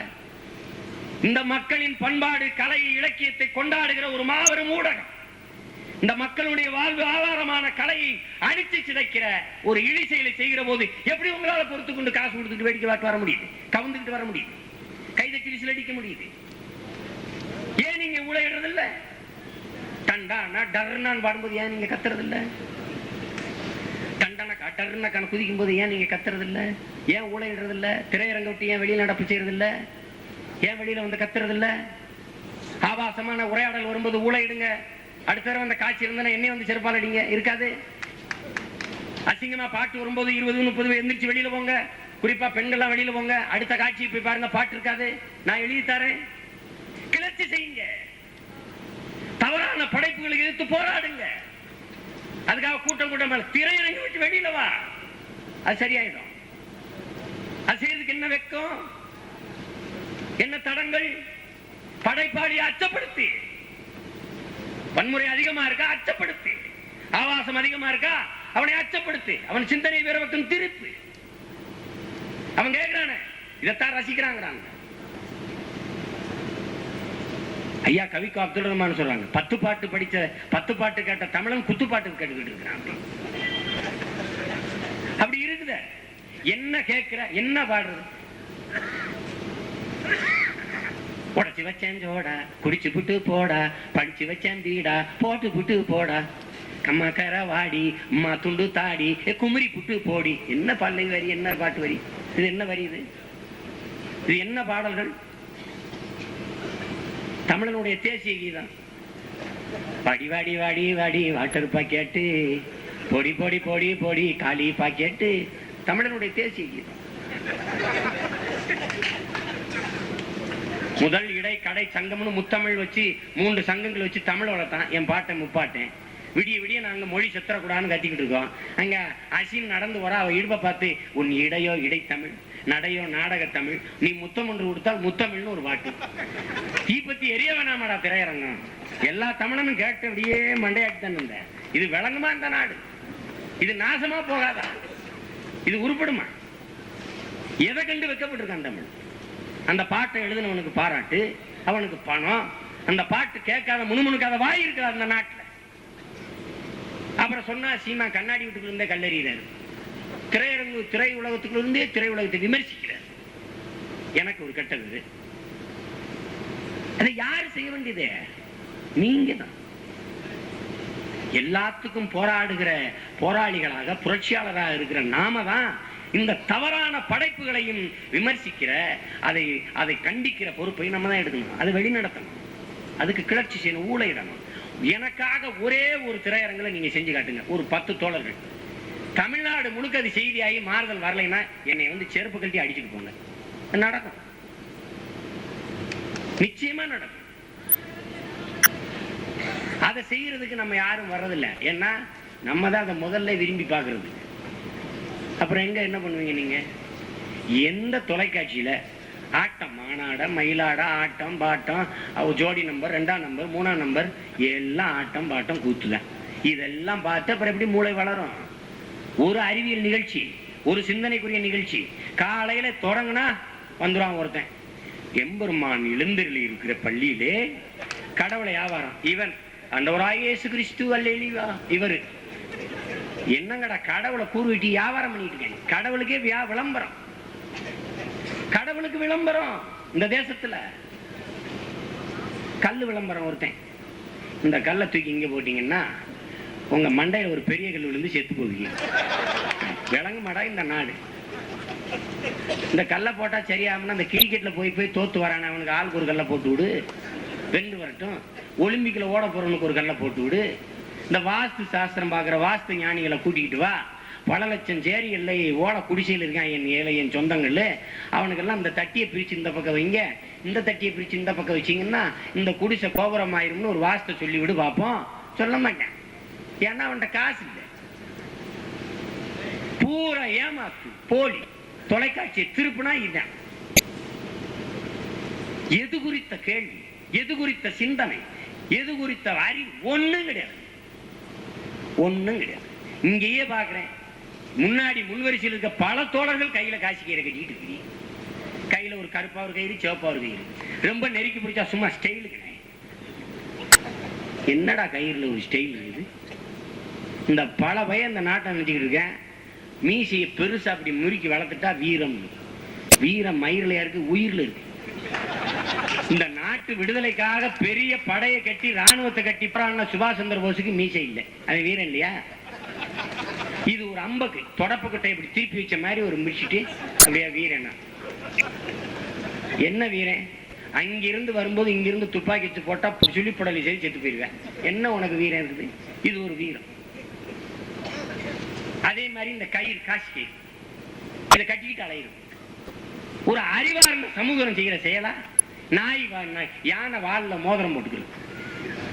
யானை வாலில் அவ்வளவு சக்தி இருக்குன்னா அது எதுக்கு தெருவில் இறங்கி பிச்சை எடுக்குது? ஒரு அறிவு இருக்கிற மனிதன் செய்கிற செயலாது? அதை கயிறை கட்டிக்கிறது. இந்த பருத்தி நூல்ல விளையிற இந்த கயிறுல இவ்வளவு சக்தி இருக்குன்னா விளை வைக்கிற பஞ்ச பராரியா ஏழை விவசாயி எதுக்கு விளை போராட்டத்துக்கு எதிர்த்து போராடி இருக்கணும்? அவன் எதுக்கு பஞ்ச பராரியா இருக்கணும்? இந்த கயிறை முதல்ல அறுத்து போடலைன்னா நீங்க என்ன கம்யூனிஸ்ட், என்ன புரட்சியான, என்ன நீங்க புரட்சியை செஞ்சிருக்கிற? இந்த கயிறை ஒரு கண் சுத்திக்கிட்டு தெரியுது. உயிரில் இல்லாத வலு இந்த கயிறுல வந்துருதா? என்னது சொல்லுங்க? இத கூட மாற்றம் செய்ய முடியாதவன் என்னங்க சமூகத்தை மாற்ற முடியும்? ஒண்ணும் செய்ய முடியாது. அது ஒரு பெருமை, அது ஒரு பெருமை. அப்படி வர்றது குளிச்சுட்டு அப்படி ஒரு திருநீர் எடுத்துக்கிறது, ஒரு குங்குமத்தை எடுத்துக்கிறது. அது எதுக்கு வைக்கிறோம், ஏன் வைக்கிறோம், என்ன அளவு கர்மாந்திரம், எதை பத்தியும் எதை பத்தியும் கவலைப்பட்டு. நீ உண்மையிலேயே இந்துன்னா பிறக்கும் போதே உன் நெத்தியில திருநீரோட கடவுள் படைச்சிருக்க வேண்டியதானே? நீ உண்மையிலேயே குங்குமம் வைக்கணும்னா பிறக்கும் போதே உனக்கு குங்குமம் வச்சிருக்க வேண்டியதானே? நீ உண்மையிலேயே இஸ்லாமியனா பிறக்கும் போதே சுண்ணத்து பண்ணி உன்னை அனுப்பிட வேண்டியதானே? நீ உண்மையிலேயே கிறிஸ்தவன்னா நெத்தியிலையும் நெஞ்சிலையும் சிலுவையோட பறக்க வைக்க வேண்டியதானே? இது நீயா போட்டுக்கிற வேஷம். எதுக்கு இது? இதை தொலைக்காம நீ எப்படி மனுஷனாத? இதுல இருந்து விடுபடாம எப்படி சாதி இழிவை நீ தொடப்ப? எல்லாருக்கும் உள்ளுக்குள்ள ஒரு பெருமை இருக்கு. அது பேசும்போது அது அப்படி இருந்துகிட்டு அப்படி மேம்போக்கா நம்ம ஆளுகளா இது ஒரு இதா எல்லாருக்கும் அது ஒரு பெருமை இருக்கு. அந்த பெருமையில செருப்பு கண்டி 2 அடி அடிச்சாதான் இது சரிப்பட்டு வரும். இதை தொடங்க, இந்த இழிநிலையை போக்குங்க, இந்த கேவலத்தை தொடங்க, அன்றாடம் இருக்கிற அந்த அவலத்தை தொடங்க. நேரங்காலம் பார்க்கறது, சோசியம் பார்க்கறது, கிழக்கு சுலம் பார்க்கறது, வடக்கு சுலம் பார்க்கறது, தெற்க பார்க்கறது, நல்ல நாள் பார்க்கறது, கெட்ட நாள் பார்க்கறது. இன்னைக்கு கறி சாப்பிடுவோமா? இல்ல இன்னைக்கு நான் சாப்பிட மாட்டேன், இன்னைக்கு வியாழக்கிழமை ராகவேந்திரருக்கு தான். இவர் தாத்தா, இவர் பாட்டனுக்கு அப்பன், அவர் தான் வம்சாவளியை விருத்தி செஞ்சவர். அவருக்கு நினைவுக்கு ராகவேந்திரருக்கு விரதம் இருப்பார் வெண்ணெய். அப்புறம் சனிக்கிழமை நான் இன்னைக்கு சாப்பிட மாட்டேன், புதன்கிழமை சாப்பிட மாட்டேன். நீ மொத்தமாவே சாப்பிடாதீடா, கறி வேலை குறையட்டும், எங்களுக்கு தேவைப்படுது. எவனுமே சாப்பிடாத, எதுக்கு நீ சாப்பிடுற? விட்டு விலைவாசியை குறைக்க. நாங்க சாப்பிடுறவங்களுக்கு எங்களுக்கு எந்த நாளும் கிடையாது, கிழமையும் கிடையாது. நீ நேரங்காலம் பார்த்துக்கிட்டு இருப்ப. இப்ப இரவு 12, அமெரிக்காவில் பகல் 12. நீ படுத்துக்க இருக்கிற நேரம் ஒருத்தன் படைச்சுக்கிட்டு இருக்கிறேன், நீ உறங்குற நேரம் ஒருத்தன் உழைச்சிக்கிட்டு இருக்கிறேன். சொல்லு, நீ சாகுற நேரம் ஒருத்தன் பிறக்கிறேன். என்ன அளவு நல்ல நேரம் கெட்ட நேரம் பாக்குற? சொல்லு பாப்போம். கடும் வைத்த வழியில மருத்துவர்கிட்ட போற, உனக்கு இப்ப ஐயா வைத்த வழியா அப்படிங்கிற, இந்த மாத்திரை போடு 10 நிமிஷத்துல சரியாயிரும்னா, இல்லையா 10 to 11 எமகண்டம் அது தாண்டவன சாப்பிட்டுக்கிறையான்னு நீ சொல்லுவியா? அவன் கையில இருந்து பறிச்சு டபக்குன்னு ஓட்டு தண்ணியை குடிச்சு விடுவேன். அப்புறம் என்ன உனக்கு நேரங்காலம் வாழுது? எளவு கர்மாந்தரம். சும்மா நெஞ்சு வெளியில படுத்து கிடக்கும்போது ஊசியை போட்டா உடனே சரி, இல்ல இல்ல இல்ல இருங்க ராகு காலம் தாண்டவன போடுங்க டாக்டர்னு சொல்லுவியா? நீ சொல்ல மாட்டேன். வலது காலம் எடுத்து வச்சு வா வீட்டுக்குள்ள வரும்போது. ஐயா கவிஞர் குடியரசு தான் சொன்னாங்க, அந்த கேனப்பேல்ட்ட சொல்லுங்க இடது பக்கம் இருக்கிற மூளை தான் வலது காலையும் இயக்குதுன்ட்டு. இந்த முட்டா பள்ளிகளுக்கு என்னைக்கு சொல்லி புரிய வைக்கிறது? பள்ளி கத்த விட மாட்டேங்கிற சகனம்ன்ற, கெவிலி கத்த விட மாட்டேங்கிற சகனம்ன்ற, பாம்பை ஓட விட மாட்டேங்கிற நாகதேவதைன்ற, எலி உழவு ஓட மாட்டேற பிள்ளையார் வாகனம்ன்ற, அப்புறம் பிள்ளைக்குணை வந்து சாகும்போது புறாத்தை அடிச்சு கொள்ற, பாம்பு வீட்டுக்குள்ள வந்தா அடிச்சு கொள்ற, சைனால துண்டம் துண்ட மாட்டி சூ போட்டு அடிக்கிறேன். என்னங்கடா உங்க கணக்கு? ஒன்னும் புரியல எங்களுக்கு. இதுல குழம்பி சாகிறதா எங்க வேலையா இருக்குது. இவன் என்ன சொல்றாங்க, எதை செய்யறாங்க, ஒன்னும் புரியல. முதல்ல இதுல இருந்து விடுபட்டுவாங்க. என் அருமை பெருமக்களை, விலைவாசி உயர்வா போராடணும், பால் விலை ஏறிடுச்சா போராடணும், எரிபொருள் விலை ஏறிடுச்சா குறைக்கிறதுக்கு போராடணும், சாலை வசதி சரியா இல்லையா போராடணும், தண்ணி கிடைக்கலையா போராடணும், படிச்ச பிள்ளைக்கு வேலை கிடைக்கலையா போராடணும். எல்லாத்தையும் இந்த பூமியில் போராடித்தான் பெற வேண்டும் என்கிற நிலைமை இருக்கிற போது இத்தனை கோயில்களும் இத்தனை கடவுள்களும் இவ்வளவு பூஜை புனஸ்காரங்கள் எதற்காக? என் உறவுகளை, இந்த கேள்வியை உங்கள் மனதில் நீங்கள் இருத்திக் கொள்ளும். எதற்காக? ஒருத்தர் சொல்லுங்க பார்ப்போம். அது அந்த சிந்தனை நமக்கு இல்ல. அச்சம். கடவுளை விமர்சிச்சு பேசுனா கடைசி காலத்துல நரகத்துக்கு போயிருவோமோ? சொல்லுங்க பாப்போம். யாரு நரகத்தில் இருந்தது? யாரு சொர்க்கத்தில் இருந்து போன் பண்ணி பேசுறா உங்ககிட்ட? மகனே நான் சொர்க்கத்தில் இருக்கிறேன், நீங்க எப்படி இருக்கிறீங்கன்னு எவன் பார்த்தது? கதை அவ்வளவு. இதையெல்லாம் நம்பி நம்பி நாசம் போகாமல் இந்த இனம் மீண்டு எழுவதற்கு ஒரே ஒரு வழிதான் இருக்கிறது. அதுதான் புரட்சி. கலையின் வழியாக, ஊடாக, பேச்சுகளின் ஊடாக, இசையின் ஊடாக, மக்களின் வழியா மக்கள் எழுச்சி கொண்டு, அறிவு தெளிவு கொண்டு செய்கிற கிளர்ச்சியும் எழுச்சியும் புரட்சியும் தான் ஒரு மாபெரும் மாற்றத்தையும் விடியலையும் கொண்டு வரும். அதற்கு இந்த தமிழ்நாடு கலை இலக்கிய பெருமன்றம் நிகழ்த்தக்கூடிய இது போன்ற கலை இரவுகள் பயன்படட்டும். நம் மண்ணின் கலைஞர்கள் பல்வேறு கருத்து செறி உள்ள பாடல்களை, நாடகங்களை நம் மக்களுக்கு நடத்தி காட்டுவதன் மூலமாக அவர்கள் அறியாமை இருளிலிருந்து விடுபடுவதற்கு ஒரு பெரிய வாய்ப்பை, வழியை. குடலமாடா இந்த வித்தைகளை கத்துக்காம சத்தியத்தை ஒத்துக்காம கத்துனா போனதெல்லாம் கிடைக்குமாடா தம்பி, கத்துனா போனதெல்லாம் கிடைக்குமாடா. புலி வசித்து கிடந்தாலும் புல்லை தின்ன மாட்டாது, போட்டதை திங்கிறமே சொடலமாடா. நம்ம பொண்டு புள்ள வாழ்க்கையில கண்ட சுகம் ஏதும் இல்ல, தெண்டத்துக்கு உழைக்கிறமே நியாயமாடா தம்பி, தெண்டத்துக்கு உழைக்கிறமே நியாயமாடா. களத்து மேட்டுல கருது ரொம்ப கட்டி கிடக்குது, அட எந்த நாளும் நம்ம வயிறோ ஒட்டி கிடக்குது. உழைச்சு உழைச்சு நம்ம மேனி எருது ஆகுது, உழைச்சு உழைச்சு நம்ம மேனி எருது ஆகுது. எத்தனை நாள் நாம இங்கே அடிமையாவது, ஏறப்பழா வானத்திலே பறக்குது பாரு, ஏழை கனவை போல ஒசக்க போய் மறையுது பாரு. ஏறப்பழாம் பறக்குதுவார் வானத்து மேலே, ஏழை வாழ்வு மட்டும் கிடக்குதுவார் பூமிக்கு கீழே. குனிஞ்சு நாம தேடுறது வாழ்க்கையத்தானா, குனிஞ்சு நாம தேடுறது வாழ்க்கையத்தானா. வயலில் வேலை செய்யும் போது கூட கனவுகள் தானா. மனிதா மனிதா இதை மாற்ற வேண்டாமா, நம்மை வாட்டி வதைக்கும் கொடுமைகளை விரட்ட வேண்டாமா. மனிதா மனிதா இதை மாற்ற வேண்டாமா. மாற்றம் என்பது மானிட தத்துவம், மாறாது என்ற சொல்லை தவிர மற்றவை அனைத்தும் மாறிவிடும் மாறிவிடும் என்ற மார்க்சின் மகத்தான தத்துவத்தை கூறி இவ்வளவு நேரம் என்னுடைய பேச்சை கேட்டு எனக்கு பெருமை சேர்த்த பெருமக்கள் அனைவருக்கும் நன்றி கூறி விடைபெறுகிறேன். நெருப்பு வார்த்தையால் அள்ளி வீசி மனிதர்களை முற்போக்கு சிந்தனையோடு புதிய நூற்றாண்டின் சாலைகளுக்கு அழைத்து போகாமல் பழைய நூற்றாண்டின் பாசிபிடித்த பாதைகளுக்கு அழைத்து